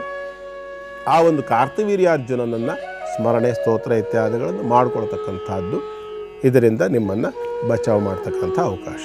ಶುಭವಾಗಲಿ. ಮುಂದಿಂದು ವೃಶ್ಚಿಕ ರಾಶಿ. ವೃಶ್ಚಿಕ ರಾಶಿಯವರಿಗೆ ಇವತ್ತಿನ ದಿನ ತಕ್ಕಮಟ್ಟಿಗೆ ಉತ್ತಮವಾಗಿರ್ತಕ್ಕಂಥದ್ದು. ರಾಶಾಧಿಪತಿ ಲಾಭದಲ್ಲಿದ್ದಾನೆ. ವಿಶೇಷವಾಗಿ ಸಮಸ್ಯೆ ಅಂತಂದರೆ ಅಷ್ಟಮದಲ್ಲಿರ್ತಕ್ಕಂಥ ಗ್ರಹ ಸ್ಥಿತಿಯನ್ನು ನೋಡಿದ್ರೆ ಮಾನಸಿಕವಾಗಿರ್ತಕ್ಕಂಥ ಸ್ವಲ್ಪ ಖಿನ್ನತೆ, ಕಿರಿಕಿರಿ ಇತ್ಯಾದಿಗಳ ಜೊತೆಯಲ್ಲಿ ವ್ಯಯಕ್ಕೆ ಇರ್ತಕ್ಕಂಥ ದ್ವಿತೀಯ ಪಂಚಮಾಧಿಪತಿಯ ದೃಷ್ಟಿ. ಮಕ್ಕಳ ಆರೋಗ್ಯಕ್ಕೋಸ್ಕರವಾಗಿ ಕೌಟುಂಬಿಕವಾಗಿರ್ತಕ್ಕಂತಹ ಯಾವುದೋ ಒಂದು ಹಿರಿಯರ ಗುರು, ಹಾಗಾಗಿ ಹಿರಿಯರ ಆರೋಗ್ಯ ಅಥವಾ ಪುಟ್ಟ ಪುಟ್ಟ ಮಕ್ಕಳಿರ್ತಕ್ಕಂಥವರಿಗೆ ಕೂಡ ಅಂಥವರ ಆರೋಗ್ಯಕ್ಕೋಸ್ಕರವಾಗಿ ಸ್ವಲ್ಪ ಹೆಚ್ಚು ಹಣ ವ್ಯಯವಾಗ್ತಕ್ಕಂಥ ಲಕ್ಷಣ. ಆ ವಿಚಾರಕ್ಕೆ ಸಂಬಂಧಪಟ್ಟು ಸ್ವಲ್ಪ ಟೆನ್ಷನ್ ಆಗಬಹುದು ಕೂಡ. ಏನೋ ವ್ಯತ್ಯಾಸ ಆಗ್ಬಿಟ್ಟಿದೆ, ಆರೋಗ್ಯದಲ್ಲಿ ಏನೋ ತೊಂದರೆ ಆಗಿದೆ, ಅಥವಾ ಮಕ್ಕಳಿಗೆ ಗಾಯವಾಗ್ತಕ್ಕಂಥ ಲಕ್ಷಣ. ಪಂಚಮದಲ್ಲಿ ಶನಿ ಇರ್ತಕ್ಕಂಥದ್ದು, ನೀರಿನಲ್ಲಿ ಬೀಳ್ತಕ್ಕಂಥದ್ದು, ಪೆಟ್ಟಾಗ್ತಕ್ಕಂಥದ್ದು ಇತ್ಯಾದಿಗಳೆಲ್ಲ ಕಾಣಿಸುತ್ತೆ. ಹಾಗಾಗಿ ಪುಟ್ಟ ಮಕ್ಕಳನ್ನು ಕರ್ಕೊಂಡು ಹೊರಗಡೆಗೆ ಯಾತ್ರೆ, ಪ್ರಯಾಣ ಇತ್ಯಾದಿಗಳೆಲ್ಲ ಹೋಗಿರ್ತಕ್ಕಂಥ ಸಂದರ್ಭದಲ್ಲಿ ಆ ಮಕ್ಕಳ ಒಂದು ಕಡೆ ಗಮನವನ್ನು ಕೊಡಬೇಕಾಗತ್ತೆ. ಹೆಚ್ಚು ಮುತುವರ್ಜಿಯಿಂದ ನಿಮ್ಮ ಮಕ್ಕಳನ್ನು ನೀವು ಜಾಗೃತಿಯನ್ನು ನೋಡ್ಕೊಳ್ಬೇಕಾಗಿ ಬರುತ್ತೆ. ಅದರಲ್ಲೂ ನೀರಿನಲ್ಲಿ ಸಂಚಾರ ಹೋಗ್ತಕ್ಕಂಥ ಸಂದರ್ಭದಲ್ಲಿ ಬಹಳ ಜಾಗೃತೆಯನ್ನು ವಹಿಸಿ ಅಂತೇಳಿ ಹೇಳಲಿಕ್ಕೆ ಇಷ್ಟಪಡ್ತೀನಿ. ಅಂತಹ ಅದಕ್ಕೂ ಮುಖ್ಯವಾಗಿ ಹೇಳಬೇಕು ಅಂತಂದರೆ ಈ ಪಿತೃಪಕ್ಷ ಮುಗಿಯೋ ತನಕ ಅನಿವಾರ್ಯ ಪ್ರಸಂಗದಲ್ಲಿ ಹೋಗಿ ಬನ್ನಿ, ತೊಂದರೆ ಇಲ್ಲ. ಎಚ್ಚರಿಕೆಯನ್ನು ಇಟ್ಕೊಳ್ಳಿ. ಅದಿಲ್ಲ ಅಂದರೆ ಆದಷ್ಟು ನೀರಿನಲ್ಲಿ ಪ್ರಯಾಣ ಮಾಡ್ತಕ್ಕಂಥದ್ದನ್ನು ಸ್ವಲ್ಪ ದಿನ ಅವಾಯ್ಡ್ ಮಾಡೋದು ಕ್ಷೇಮ. ಇನ್ನು ರಕ್ಷಣೆಗೋಸ್ಕರವಾಗಿ ನಿಮ್ಮ ರಕ್ಷಣೆಯನ್ನು ಮಾಡ್ತಕ್ಕಂಥದ್ದು ಗುರು. ಹಾಗಾಗಿ ಗುರುವನ್ನು ಪ್ರಾರ್ಥನೆ ಮಾಡ್ಕೊಳ್ಳಿ. ದಕ್ಷಿಣಾಮೂರ್ತಿಯೋ, ದತ್ತಾತ್ರೇಯರೋ, ಸಾಯಿಬಾಬಾನೋ, ರಾಘವೇಂದ್ರ ಸ್ವಾಮಿಗಳು, ಅಥವಾ ನೀವು ನಂಬುವಂಥ ಯಾವುದೋ ಒಂದು ಪರಂಪರಾನುಗತವಾಗಿರ್ತಕ್ಕಂಥ ಗುರುವನ್ನು ಪ್ರಾರ್ಥನೆ ಮಾಡ್ಕೊಳ್ಳಿ. ಶುಭವಾಗಲಿ. ಗುರುಗಳೇ, ಪ್ರಶ್ನೆಯನ್ನು ಕಳಿಸಿರುವಂಥದ್ದು KM ದೊಡ್ಡಿಯಿಂದ ಮಂಜುಳಾ ಅನ್ನೋರು. ಅವರ ಹುಟ್ಟಿರುವಂಥ ದಿನಾಂಕ 5/8/1997 11:15 ಅಂತ ಹೇಳಿದ್ದಾರೆ. ಅವರ ಪ್ರಶ್ನೆ ಏನಪ್ಪ ಅಂತ ಹೇಳಿದ್ರೆ, ಗುರುಜಿ ನಮಸ್ಕಾರ ಗುರುಜಿ, ಕಾರ್ಯಕ್ರಮ ಚೆನ್ನಾಗಿ ಬರ್ತಾ ಇದೆ. ನನಗೆ ಒಂದು ಯಾಕೋ ಮನಸ್ಸಿಗೆ ಕಿರಿಕಿರಿ ಅನ್ನಿಸ್ತಾ ಇದೆ. ಯಾಕೋ ಇತ್ತೀಚೆಗೆ ಮನೆಯಲ್ಲಿ ಆಗಾಗ ಮನಸ್ತಾಪ ಆಗ್ತಿರುತ್ತೆ, ಜಗಳಗಳಾಗ್ತಾ ಇರುತ್ತೆ. ತುಂಬ ಸಾಮಾನ್ಯವಾಗಿ ಜಗಳ ಆಗ್ತಾನೇ ಇರುತ್ತೆ, ನೆಮ್ಮದಿನೇ ಇಲ್ಲ ಗುರುಜಿ, ಯಾಕೆ ಪರಿಹಾರ ತಿಳಿಸ್ಕೊಡಿ ಅಂತ ಕೇಳ್ತಿದ್ದಾರೆ. ಮಂಜುಳಾ ಅವರೇ, ನೀವು ಕಳಿಸಿರೋ ಡೇಟ್ ಆಫ್ ಬರ್ತ್ ಮತ್ತು ಟೈಮ್ ಪ್ರಕಾರ ನೋಡಿದಾಗ ಇದು ಪೂರ್ವ ಫಲ್ಗುಣಿ ನಕ್ಷತ್ರ, ಅರ್ಥಾತ್ ಹುಬ್ಬ ನಕ್ಷತ್ರ, ಸಿಂಹರಾಶಿಯ ಜಾತಕ, ಮೇಷ ಲಗ್ನ. ಈ ಜಾತಕದ ಪ್ರಕಾರ ಕೂಡ ಈಗ ಈ ಜಾತಕಕ್ಕೆ ನಡೀತಾ ಇರತಕ್ಕಂಥದ್ದು ಚಂದ್ರ ದಶೆ. ಇದು ಮೇಷ ಲಗ್ನ ಮತ್ತು ಸಿಂಹರಾಶಿಯವರ ಜಾತಕ. ಈ ಜಾತಕದ ಪ್ರಕಾರ ಹೇಳ್ತಿರೋದು ನಾನು, ದಯವಿಟ್ಟು ಬೇರೆ ಥರ ತಗೊಳ್ಬೇಡಿ ಮತ್ತೆ ಹೇಳ್ತಾ ಇದ್ದೀನಿ. ಸ್ವಲ್ಪ ಶಾರ್ಟ್ ಟೆಂಪರ್ ಆಗಿರ್ತಕ್ಕಂಥ ಒಂದು ಹೆಣ್ಣು ಈ ಜಾತಕದ ಪ್ರಕಾರ ಇರ್ತಕ್ಕಂಥದ್ದು ನೀವು ಅಂತಲೇ ನಾವು ಕನ್ಸಿಡರ್ ಮಾಡಬೇಕಾಗತ್ತೆ. ಅಂದರೆ ಕಾರಣ ಏನು ಅದನ್ನು ಹೇಳ್ತೀನಿ, ನಿಮಗೆ ತಪ್ಪು ಅಂತ ಹೇಳ್ತಿಲ್ಲ. ಮತ್ತೆ ಆ ಥರ ತಗೋಬೇಡಿ. ಇಲ್ಲಿ ಮೇಷ ಲಗ್ನಕ್ಕೆ ಪಂಚಮ ರಾಶಿಯಲ್ಲಿ 5ನೇ ರಾಶಿಯಲ್ಲಿ ರವಿ, ಚಂದ್ರ, ಬುಧ, ರಾಹು ಈ 4 ಗ್ರಹಗಳ ಯುತಿ 5ನೇ ರಾಶಿಯಲ್ಲಿ ಉಂಟು, ಸಿಂಹದಲ್ಲುಂಟು, ಮೇಷ ಲಗ್ನಕ್ಕೆ. ಅರ್ಥಾತ್ ಚಂದ್ರ ಯಾವಾಗ ರಾಹು ಮತ್ತು ಬುಧನ ಜೊತೆಯಲ್ಲಿ ಸೇರ್ಕೊಳ್ತಾನೆ ಆವಾಗ ಮಾನಸಿಕವಾಗಿರ್ತಕ್ಕಂಥ ಒಂದು ಅತ್ಯಂತ ಬೇಸರವನ್ನು ಅಥವಾ ಶಾರ್ಟ್ ಟೆಂಪರ್, ಸಡನ್ನ ಕೋಪ ಬರ್ತಕ್ಕಂಥದ್ದು, ಸಿಟ್ಟು ಬರ್ತಕ್ಕಂಥದ್ದನ್ನು ಸೂಚಿಸ್ತಾನೆ. ಹಾಗಾಗಿ ಸ್ವಲ್ಪ ಮಾನಸಿಕವಾಗಿರ್ತಕ್ಕಂಥ ಅಸಮಾಧಾನವನ್ನು ಕೂಡ ಸೂಚಿಸ್ತಾನೆ. ಮತ್ತು ಲಗ್ನಾತ್ ಸಪ್ತಮ ಭಾವದಲ್ಲಿ ಮಂಗಳ ಇರ್ತಕ್ಕಂಥದ್ದು, ಕುಜ ದೋಷ ಅಲ್ಲ. ಅನೇಕರು ಹೇಳ್ತಾರೆ 7ನೇ ರಾಶಿಯಲ್ಲಿ ಕುಜ ಇದ್ರೆ ದೋಷ ಅಂಥೇಳಿ. ಆದರೆ ಸಿಂಹ ಮತ್ತು ಕರ್ಕಾಟಕ ರಾಶಿಯಲ್ಲಿ ಹುಟ್ಟಿದರೆ, ಇನ್ನು ಕೆಲವು ಬೇರೆ ಬೇರೆ ಕಾರಣಗಳಿದ್ದಂತಹ ಸಂದರ್ಭದಲ್ಲಿ ಕೇಂದ್ರ ಸ್ಥಾನಗಳಲ್ಲಿ ಶುಭ ಗ್ರಹಗಳು ಬಂದರೆ ಅದನ್ನು ಕುಜ ದೋಷ ಅಂತ ಕನ್ಸಿಡರ್ ಮಾಡೋದಿಲ್ಲ. ಹಾಗೆ ಈ ಜಾತಕಕ್ಕೆ ಕುಜ ದೋಷ ಅಂತಕ್ಕಂಥದ್ದಿಲ್ಲ. ಆದರೆ ಚಂದ್ರಾತೃತೀಯದಲ್ಲಿ ಲಗ್ನಾತ್ ಸಪ್ತಮದಲ್ಲಿ ಮಂಗಳ ಇರ್ತಕ್ಕಂಥದ್ದು ಶಾರ್ಟ್ ಟೆಂಪರ್ ಅಥವಾ ಕಡ್ಡಿಯನ್ನು ಮುರಿದು ಗುಡ್ಡ ಮಾಡಿದ್ರು ಅಂತ ಹೇಳ್ತಾರಲ್ಲ, ಹಾಗೆ ಸಿಲ್ಲಿ ಮ್ಯಾಟರ್ಸ್ಗಳನ್ನು ಕೂಡ ಸೀರಿಯಸ್ ಆಗಿ ತಗೊಂಡು ದೊಡ್ಡ ಮಟ್ಟದಲ್ಲಿ ರಂಪುಗಳಾಗ್ತದೆ ಅಂತ ಕಾಣಿಸುತ್ತೆ. ಇದು ಪರಿಹಾರ ಮಾಡ್ಕೊಳ್ಳೋದಕ್ಕೆ ಅವಕಾಶಗಳು ಇರುತ್ತೆ, ಆದರೆ ಮಾಡ್ಕೊಳ್ತಕ್ಕಂಥ ಮನಸ್ಥಿತಿ ಬರೋದಿಲ್ಲ. ಕಾರಣ ಏನು ಅಂದರೆ ಈ ಗೋ ಇಟ್ ಮಸ್ಟ್ ಗೋ, ಯಾರಿಗಾದರೂ ಸರಿ. ಹಾಗಾಗಿ ನನ್ನ ಮನೆ ಚೆನ್ನಾಗಿರಬೇಕು ಅನ್ನೋಂಥ ಅಪೇಕ್ಷೆ ಇದ್ದಂತಹ ಸಂದರ್ಭದಲ್ಲಿ ಒಬ್ಬರು ಸೋಲ್ಬೇಕಾಗಿ ಬರ್ತದೆ. ಇದು ಅನಿವಾರ್ಯ ಕೂಡ ಹೌದು. ಹಾಗಂತ ಎಷ್ಟು ಕಾಲ ನಾ ಸೋಲ್ಲಿ ಅಂತ ಕೆಲವರು ಕೇಳ್ಬೋದು. ಹೀಗೆಲ್ಲ ಬೇರೆ ಬೇರೆ ಅನೇಕ ರೀತಿಯ ಕಾರಣಗಳು ಇರ್ತವೆ. ಇರಲಿ, ಅದಕ್ಕೆ ಸಂದರ್ಭಾನುಸಾರವಾಗಿ ಪರಿಹಾರವನ್ನು ಮಾಡಿಕೊಳ್ಬೇಕಾಗಿ ಬರುತ್ತೆ. ಈ ಜಾತಕದಲ್ಲಿರ್ತಕ್ಕಂಥ ರವಿ, ಬುಧ, ಚಂದ್ರ, ರಾಹು ಈ 4 ಗ್ರಹಗಳಿಂದ ಪಂಚಮದಲ್ಲಿ ಬಂದಿರತಕ್ಕಂಥ ಮಹಾದೋಷ ಇದು. ಈ ಒಂದು ದೋಷಕ್ಕೆ ನಿವೃತ್ತಿಯಾಗಿ ಲಗ್ನಾತ್ ಏಕಾದಶಿಯಲ್ಲಿ ಕೇತು ಇರ್ತಕ್ಕಂಥದ್ದಾದ್ದರಿಂದ ಇದು ಪರಿಹಾರವನ್ನು ಹೊಂದಲಿಕ್ಕೆ ಬರ್ತದೆ. ಶಿವನ ಆರಾಧನೆಯನ್ನು ಮಾಡುವುದರ ಮುಖಾಂತರವಾಗಿ. ಹೇಗೆ ಅಂತಂದರೆ, ನೀವು ಮುಖ್ಯವಾಗಿ ಮಂಜುಳಾ ಅವರು ಪ್ರಶ್ನೆ ಕೇಳಿರೋರು ಮತ್ತು ನಾವು ಜಾತಕವನ್ನು ನೋಡ್ತಿರೋದು ನಿಮ್ಮದೀಗ. ಹಾಗಾಗಿ ನಿಮಗೆ ಒಂದು ವಿಚಾರವನ್ನು ಹೇಳಲಿಕ್ಕೆ ಬಯಸ್ತೀನಿ. ಏನಪ್ಪ ಅಂತಂದರೆ, ಪ್ರತಿ ಸೋಮವಾರದ ದಿನ ತಪ್ಪದೆ ನೀವು ಮೌನವನ್ನು ಮಾಡಬೇಕು. ಮೌನ ಮತ್ತು ಶಿವಾರಾಧನೆಯನ್ನು ಮಾಡಬೇಕು. ಅವತ್ತು ಬರೀ ಮೌನ ಮಾಡಿದ್ರೆ ಉಪಯೋಗ ಇಲ್ಲ. ಸಾಧ್ಯವಾದರೆ ಇಲ್ಲಿ ಸೂರ್ಯ ಮತ್ತು ಚಂದ್ರ ಇಬ್ಬರು ಒಟ್ಟಿಗಿರೋದ್ರಿಂದ, ಪಂಚಮ ರಾಶಿಯಲ್ಲಿರೋದ್ರಿಂದ ನಿಮಗೆ ಸಾಧ್ಯವಾದರೆ ಭಾನುವಾರ ಮತ್ತು ಸೋಮವಾರ 2 ದಿನ ಸಂಪೂರ್ಣ ಮೌನವನ್ನು ಮಾಡುವುದರ ಮುಖಾಂತರ ಆ ಸಂದರ್ಭದಲ್ಲಿ ಕೇವಲ ಓಂ ನಮಃ ಶಿವಾಯ ಅನ್ನುವಂಥ ಪಂಚಾಕ್ಷರಿ ಜಪವನ್ನು ಮಾಡಬೇಕು. ಬರೀ ಮೌನವಾಗಿದ್ದು ಬಿಟ್ಟರು ಬರೋದಿಲ್ಲ, ಉಪಯೋಗ ಇಲ್ಲ. ಅಂತರಂಗದಲ್ಲಿ ಓಂ ನಮಃ ಶಿವಾಯ, ಓಂ ನಮಃ ಶಿವಾಯ, ಓಂ ನಮಃ ಶಿವಾಯ ಅಂಥೇಳಿ ಜಪವನ್ನು ಮಾಡಬೇಕು. ಮತ್ತು ನಿಮ್ಮ ಶರೀರದಲ್ಲಿ ಸಾಮರ್ಥ್ಯ ಇದ್ದರೆ ಕೇವಲ ಒಂದೇ ಹೊತ್ತು ಆಹಾರವನ್ನು ತಗೊಳ್ಬೇಕು. ಮಧ್ಯಾಹ್ನ ಆದರೆ ಶ್ರೇಷ್ಠ. ಬೆಳಿಗ್ಗೆ ಆಹಾರ ಇಲ್ಲ, ರಾತ್ರಿಯೂ ಆಹಾರ ಇಲ್ಲ.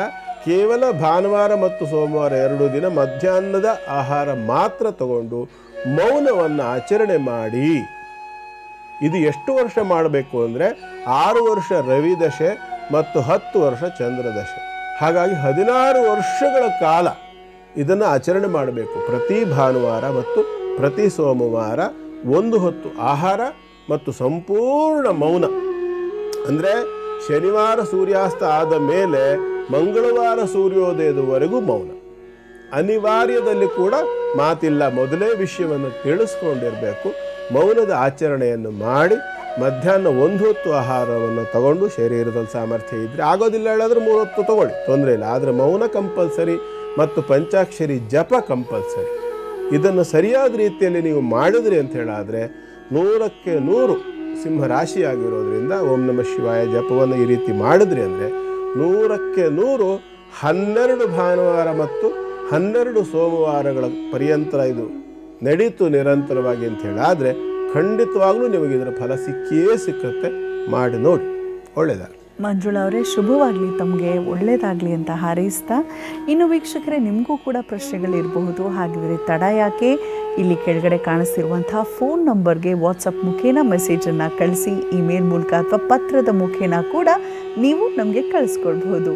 ಇನ್ನು ಜೊತೆಗೆ ಯಾವಾಗ ಬೇಕಾದರೂ ನಮ್ಮ ಒಂದು ಚಾನಲ್ನಲ್ಲಿ ಮೂಡಿಬರುವಂಥ ಎಲ್ಲ ಕಾರ್ಯಕ್ರಮಗಳನ್ನು ತಾವು ನೋಡಬಹುದು NKR TV ಕನ್ನಡ ಈ ಒಂದು ಯೂಟ್ಯೂಬ್ ಚಾನಲ್ನಲ್ಲಿ ಅಂತ ಹೇಳ್ತಾ, ಗುರುಗಳೇ ಈಗ ಕೊನೆಯ ರಾಶಿಗಳ ಕುರಿತಾಗಿ ದಯಮಾಡಿ ತಿಳಿಸ್ಕೊಡಿ.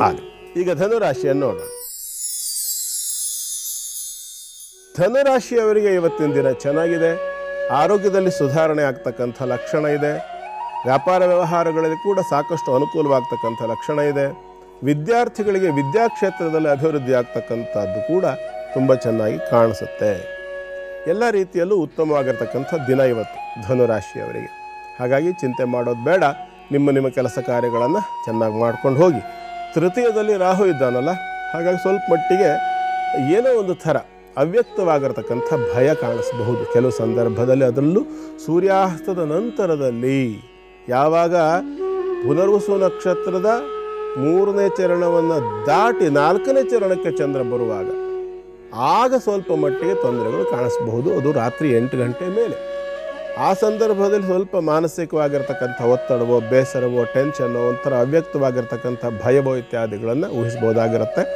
ಈ ಸಂದರ್ಭಕ್ಕೋಸ್ಕರವಾಗಿ ಸಾಧ್ಯವಾದರೆ ಮೃತ್ಯುಂಜಯ ಧ್ಯಾನಾದಿಗಳನ್ನು ಮಾಡಿಕೊಳ್ಳಿ ಸಾಕು. ಹೋಮ ಹವನಗಳಲ್ಲಿ ಅವೆಲ್ಲಲ್ಲಿ ಸಮಸ್ಯೆ ಕಾಣಿಸೋದಿಲ್ಲ. ಹಾಗಾಗಿ ಮೃತ್ಯುಂಜಯ ದೇವರನ್ನು, ಮೃತ್ಯುಂಜಯ ರುದ್ರನನ್ನು, ಈಶ್ವರನ ಒಂದು ರೂಪ ಅದು, ಆ ಸ್ವರೂಪವನ್ನು ಪ್ರಾರ್ಥನೆ ಮಾಡಿಕೊಳ್ಳೋದು ಸೂಕ್ತ. ಮುಂದಿಂದು ಮಕರ ರಾಶಿ. ಮಕರ ರಾಶಿಯವರಿಗೆ ಇವತ್ತಿನ ದಿನ ಮಧ್ಯಮ ಸ್ಥಿತಿಯ ದಿನ, 50-50 ಅಂತಕ್ಕಂಥ ದಿನ ಉತ್ತಮವಾಗಿದೆ ಅಂತಲೂ ಹೇಳಬಹುದು. ಯಾಕೆಂತಂದ್ರೆ 6ನೇ ರಾಶಿಯಲ್ಲಿರ್ತಕ್ಕಂಥ ಗಜಕೇಸರಿ ಯೋಗ. ಜೊತೆಯಲ್ಲಿ ಮಕರಕ್ಕೆ ಇನ್ನೊಂದು ಸಮಸ್ಯೆ ಏನೋ ಅಂದರೆ ಅಷ್ಟಮ ಭಾವದಲ್ಲಿರ್ತಕ್ಕಂಥ ಪಂಚಮಾಧಿಪತಿ ಮತ್ತು ಕರ್ಮಾಧಿಪತಿ ಆಗಿರ್ತಕ್ಕಂತಹ ಶುಕ್ರ. ಹಾಗಾಗಿ ನೀವು ಮಾಡ್ತಕ್ಕಂಥ ಕೆಲಸಗಳೆಲ್ಲವೂ ಕೈ ಹಿಡಿದು ಬಿಡ್ತದೆ ಅಂತ ಹೇಳೋಕ್ಕಾಗೋಲ್ಲ. ಕಾರಣ ಅಸ್ತಸ್ಥಿತಿ ಕೂಡ ಹೌದು. ಗಣಪತಿಯನ್ನು ಆರಾಧನೆ ಮಾಡ್ಕೊಳ್ಬೇಕಾಗಿ ಬರುತ್ತೆ ಇವತ್ತು. ಗಣಪತಿಯನ್ನು ಧ್ಯಾನ, ಆರಾಧನೆ ಇತ್ಯಾದಿಗಳನ್ನು ಮಾಡಿಕೊಂಡು ಆನಂತರದಲ್ಲಿ ನಿಮ್ಮ ಕೆಲಸ ಕಾರ್ಯಗಳನ್ನು ಮುಂದುವರಿಸ್ತಕ್ಕಂಥದ್ದು ಶುಭ. ಕಾರಣ ಏನು ಅಂತಂದರೆ, ಭಾಗ್ಯೋದಯವಾಗ್ತಕ್ಕಂಥ ಲಕ್ಷಣಗಳನ್ನು ನಾವು ಬುಧನಿಂದ ಊಹಿಸ್ಬೋದು. ಇಲ್ಲಿ ಪಂಚಮಕ್ಕೆ ಅಂದರೆ ತ್ರಿಕೋಣ ಅಂತೇನು ಹೇಳ್ತೀವಲ್ಲ ಮಕರಕ್ಕೆ, ಈ ತ್ರಿಕೋಣ ಯಾವುದು ಮಕರಕ್ಕೆ ಅಂದರೆ ವೃಷಭ, ಮಕರದಿಂದ ವೃಷಭ, ಕನ್ಯಾ ಮತ್ತು ಮಕರ, ಇದನ್ನು ತ್ರಿಕೋಣ ಅಂತ ಹೇಳ್ತೇವೆ. ಹಾಗಾಗಿ ತ್ರಿಕೋಣವನ್ನು ಯೋಚನೆ ಮಾಡಿದಾಗ ಅಲ್ಲಿ ಸ್ವಲ್ಪ ಬಾಧೆ ಇರತಕ್ಕಂಥದ್ದು ಗಣಪತಿ ಸಂಬಂಧ ಕಾಣಿಸುತ್ತೆ. ವಿಘ್ನಗಳು ಬರ್ತಕ್ಕಂಥ ಲಕ್ಷಣ ಇರುತ್ತೆ. ಹಾಗಾಗಿ ಗಣಪತಿಯನ್ನು ಆರಾಧನೆ ಮಾಡಿಕೊಳ್ಳಿ, ಶುಭವಾಗಲಿ. ಮುಂದಿಂದು ಕುಂಭರಾಶಿ. ಕುಂಭರಾಶಿಯವರಿಗೆ ಇವತ್ತಿನ ದಿನ ಚೆನ್ನಾಗಿದೆ. ವ್ಯಾಪಾರ ವ್ಯವಹಾರಗಳಲ್ಲಿ ಕೂಡ ಸಾಕಷ್ಟು ಅನುಕೂಲಗಳು ಕಾಣ್ತಕ್ಕಂಥ ಲಕ್ಷಣ ಇದೆ. ಮಾಡ್ತಕ್ಕಂಥ ಕೆಲಸಗಳು ಶ್ರದ್ಧೆಯಿಂದ ಮಾಡಿದಾಗ, ಹೆಚ್ಚು ಗಮನ ಇಟ್ಟು ಮಾಡಿದಾಗ, ಎಚ್ಚರಿಕೆಯಿಂದ ಮಾಡಿದಾಗ ಸ್ವಲ್ಪ ಮಟ್ಟಿಗೆ ಅಭಿವೃದ್ಧಿಗಳನ್ನು ಕೂಡ ಊಹಿಸ್ಬೋದು. ವಿವಾಹಿತರಿಗೆ ಸಂತಾನ ಇತ್ಯಾದಿಗಳನ್ನು ಪಡ್ಕೊಳ್ತಕ್ಕಂಥ ಪ್ರಯತ್ನದಲ್ಲಿರ್ತಕ್ಕಂಥವ್ರಿಗೆ ಕೂಡ ಚಿಕಿತ್ಸೆ ಇತ್ಯಾದಿಗಳು ಯಾವುದೋ ಒಂದು ಪ್ರತಿಬಂಧಕ ಇರುತ್ತೆ, ಏನೋ ಒಂದು ಮೆಡಿಕಲ್ ಪ್ರಾಬ್ಲಮ್ ಇರುತ್ತೆ, ಗರ್ಭ ನಿಲ್ತಾ ಇರೋದಿಲ್ಲ ಇತ್ಯಾದಿ ಸಮಸ್ಯೆಗಳೇನು ಕಾಣುತ್ತಲ್ಲ, ಅಂಥವರಿಗೆ ಸಾಕಷ್ಟು ಅನುಕೂಲತೆಗಳು ಕಾಣಿಸ್ಬಹುದು. ಡಾಕ್ಟ್ರಿಂದ ಒಳ್ಳೆಯ ಸೂಚನೆಗಳು ಅಥವಾ ಒಳ್ಳೆಯ ಸುದ್ದಿಗಳು, ಒಳ್ಳೆಯ ವಿಷಯಗಳನ್ನು ಡಾಕ್ಟರ್ ಹೇಳುವಂಥ ರೀತಿಯಲ್ಲಿ ಅಭಿವೃದ್ಧಿ ಇತ್ಯಾದಿಗಳನ್ನು ಕೂಡ ಊಹಿಸ್ಬೋದಾಗಿರುತ್ತೆ. ಇದರ ಜೊತೆಯಲ್ಲಿ ವಿದ್ಯಾರ್ಥಿಗಳಿಗೆ ಕೂಡ ಉತ್ತಮವಾದಂಥ ದಿನ, ವೈದ್ಯರಿಗೆ ಕೂಡ ಉತ್ತಮವಾಗಿರ್ತಕ್ಕಂಥ ದಿನ, ಲೆಕ್ಚರರ್ಸ್ಗೆ, ವ್ಯಾಪಾರ ವ್ಯವಹಾರ ಮಾಡ್ತಕ್ಕಂಥವರಿಗೆ, ಕುಂಭರಾಶಿಯವರಿಗೆ ಎಲ್ಲರಿಗೂ ಕೂಡ ಈ ಒಂದು ದಿನ ಇವತ್ತು ಚೆನ್ನಾಗಿದೆ, ಉತ್ತಮವಾಗಿರ್ತಕ್ಕಂಥ ರೀತಿಯಲ್ಲಿ ಇರ್ತಕ್ಕಂಥದ್ದು. ಆದರೆ ಅಷ್ಟಮದಲ್ಲಿರ್ತಕ್ಕಂಥ ಬುಧ ಉಚ್ಚ ಸ್ಥಿತಿಯಲ್ಲಿರೋದರಿಂದ ಜಾಸ್ತಿ ಬುದ್ಧಿವಂತಿಕೆ ಮಾಡೋಕ್ಕೆ ಹೋಗಬೇಡಿ. ಪಂಚಮಾಧಿಪತಿ ಅವನೇ. ಆದ್ದರಿಂದ ಹೇಳ್ತಾ ಇದ್ದೇನೆ, ನಿಮ್ಮ ಜಾಸ್ತಿ ಬುದ್ಧಿವಂತಿಕೆ, ಅತಿರೇಕವಾದ ಅತಿ ಬುದ್ಧಿವಂತಿಕೆ ಅಂತಕ್ಕಂಥದ್ದು ಅಪಾಯ ತರಬಹುದು. ಹಾಗಾಗಿ ಸ್ವಲ್ಪ ಎಚ್ಚರಿಕೆಯಿಂದ ಇರೋದು ಉತ್ತಮ. ಮತ್ತು ಮಹಾವಿಷ್ಣುವನ್ನು ಧ್ಯಾನ ಮಾಡಿಕೊಳ್ಳಿ, ಶುಭವಾಗಲಿ. ಕೊನೆಯದಾಗಿ ಮೀನರಾಶಿ.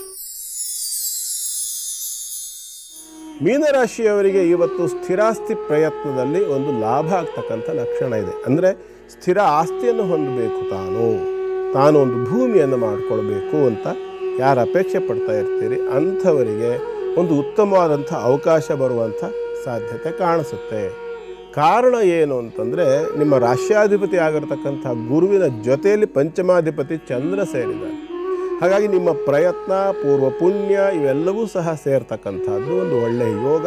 ಮತ್ತು 7ನೇ ರಾಶಿಯಲ್ಲಿ ಬುಧ ಇರ್ತಕ್ಕಂಥದ್ದು ಒಂದು ಒಳ್ಳೆಯ ಒಂದು ಸೂಚನೆಯನ್ನು ಕೊಡುತ್ತೆ. ಅದು ಶನಿ ಮತ್ತು ಬುಧರು ಸಮಸಪ್ತಮದಲ್ಲಿ ಇರ್ತಕ್ಕಂಥದ್ದು ಒಳ್ಳೆಯ ಯೋಗ. ಅದು ಎರಡೂ ಪರಸ್ಪರ ನಪುಂಸಕ ಗ್ರಹಗಳಾಗಿರೋದರಿಂದ, ಎರಡೂ ಯೋಗಕಾರಕರಾಗಿರೋದರಿಂದ ಮೀನರಾಶಿಯವರಿಗೆ ಸಾಕಷ್ಟು ಅನುಕೂಲತೆಗಳು ಕಾಣಿಸುತ್ತೆ. ಪ್ರಯತ್ನಗಳು ಬೇಕು ಅಂತ ಹೇಳುತ್ತೆ. ಕಾರಣ ಏನು ಅಂತಂದರೆ, ನಿಮ್ಮ ರಾಶಿಗೆ ಸಂಬಂಧಪಟ್ಟು ರಾಶಿಯಲ್ಲಿಯೇ ಶನೇಶ್ವರ ಇರ್ತಕ್ಕಂಥದ್ದು ಕರ್ಮಕಾರಕ ಅವನು. ಹಾಗಾಗಿ ಕರ್ಮವನ್ನು ಮಾಡಿಸ್ತಾನೆ. ಅಂದರೆ ವಿಶೇಷವಾಗಿ ಸತ್ಕರ್ಮವನ್ನು ಮಾಡಿದ ಪಕ್ಷದಲ್ಲಿ ಒಳ್ಳೆಯ ಪ್ಲಾನಿಂಗ್ ಇಟ್ಕೊಂಡು ಒಳ್ಳೆಯ ಕೆಲಸಗಳನ್ನು ಒಳ್ಳೆಯ ರೀತಿಯಲ್ಲಿ ಶ್ರಮವಹಿಸಿ ಮಾಡಿದರೆ ರಾಜಕೀಯವಾದಂಥ ಒಂದು ಸಪೋರ್ಟ್, ಸರ್ಕಾರಿ ಒಂದು ಸಪೋರ್ಟ್ ಅಂತಕ್ಕಂಥದ್ದು ಸಿಗುವಂಥ ಲಕ್ಷಣಗಳು ಕೂಡ ಇದೆ. ಯಾರು ಸರ್ಕಾರಿ ಉದ್ಯೋಗದಲ್ಲಿರ್ತೀರಿ ಅಂಥವರಿಗೆ, ಅಥವಾ ಸರ್ಕಾರಿ ಸಂಬಂಧವಾಗಿರ್ತಕ್ಕಂಥ ವ್ಯವಹಾರಗಳನ್ನು ಮಾಡ್ತಕ್ಕಂಥವರಿಗೆ ಕೂಡ ಸಾಕಷ್ಟು ಅಭಿವೃದ್ಧಿಯನ್ನು ನಾವು ಇಲ್ಲಿ ಊಹಿಸಬಹುದಾಗಿರುತ್ತೆ. ಪ್ರಯತ್ನವನ್ನು ಮಾಡಿಕೊಳ್ಳಿ. ಇದರ ಜೊತೆಯಲ್ಲಿ ರುದ್ರನ ಆರಾಧನೆಯನ್ನು ಮಾಡಿ. ರುದ್ರ ಅಂದರೆ ಓಂ ನಮೋ ಭಗವತೆ ರುದ್ರಾಯ. ನಿಮಗೆ ರುದ್ರನ ಆರಾಧನೆ ಏನು ಗೊತ್ತಿಲ್ಲಪ್ಪ, ರುದ್ರ ಮಂತ್ರಗಳು ಅಂತೇ ಇದೆ ಕೃಷ್ಣ ಯಜುರ್ವೇದದಲ್ಲಿ, ಪ್ರಶ್ನೆ ಬೇರೆ. ಆದರೆ ನಿಮಗೆ ಸ್ವತಃ ಆ ರುದ್ರ ಮಂತ್ರಾದಿಗಳನ್ನು ಹೇಳಲಿಕ್ಕೆ ಅವಕಾಶ ಇಲ್ಲ, ನಿಮ್ಗೆ ಗೊತ್ತಿಲ್ಲ ಅಂತ ಆದರೆ ಓಂ ನಮೋ ಭಗವತೆ ರುದ್ರಾಯ ಇದಿಷ್ಟನ್ನೇ ನೀವು ಹೇಳಿದರೂ ಸಾಕಾಗುತ್ತೆ. ಓಂ ನಮೋ ಭಗವತೆ ರುದ್ರಾಯ ಇದನ್ನು ನಿತ್ಯಕ್ಕೆ ಒಂದು 336 ಬಾರಿ ಜಪವನ್ನು ಮಾಡಿಕೊಳ್ತಕ್ಕಂಥದ್ದು ಸಾಕಷ್ಟು ಅಭಿವೃದ್ಧಿಯನ್ನು ಕೊಡುತ್ತೆ. ಒಳ್ಳೆಯದಾಗಲಿ. ಗುರುಗಳೇ, ಬಹಳಷ್ಟು ವಿಚಾರಗಳನ್ನು ತಾವು ತಿಳಿಸಿದ್ರಿ. ಪಿತೃಪಕ್ಷ ನಡೀತಾ ಇರೋದ್ರಿಂದ ಒಂದಷ್ಟು ವಿಚಾರಗಳನ್ನು ಪ್ರಾರಂಭಿಸಿದ್ದೀರಾ ಅಷ್ಟೇ ಇವತ್ತು. ಬಹುಶಃ ನಾಳೆ ಗರುಡ ಪುರಾಣದ ಕುರಿತಾಗಿ ಹೆಚ್ಚು ವಿಸ್ತಾರವಾಗಿ ಎಲ್ಲರಿಗೂ ಮನಮುಟ್ಟುವಂತೆ ಸರಳ ರೀತಿಯಲ್ಲಿ ತಿಳಿಸ್ಕೊಡ್ತೀರಾ ಅನ್ನೋ ಒಂದು ಅಪೇಕ್ಷೆಯೊಂದಿಗೆ ಧನ್ಯವಾದಗಳು ಗುರುಗಳೇ. ಸರ್ವೇ ಜನ ಸುಖಿನೋ ಭವಂತು, ಸಮಸ್ತ ಸನ್ಮಂಗಲಾನಿ ಭವಂತು. ಪರಮಾತ್ಮನ ಅನುಗ್ರಹ ಎಲ್ಲರ ಮೇಲೆ ಇರಲಿ. ಆ ಭಗವಂತ ಎಲ್ಲರಿಗೂ ಕೂಡ ಶುಭವನ್ನು ಉಂಟು ಮಾಡಲಿ ಅಂತ ಹಾರೈಸ್ತೀನಿ. ನಮಸ್ಕಾರ. ವೀಕ್ಷಕರೇ, ಹೊರಡೋ ಸಮಯ ಆಗ್ತದೆ. ಮತ್ತೆ ಸಿಗೋಣ ನಾಳಿನ ಧರ್ಮ ಜ್ಯೋತಿ ಕಾರ್ಯಕ್ರಮದಲ್ಲಿ. ಹೋಗಿ ಬರೋದಾ? ನಮಸ್ಕಾರ.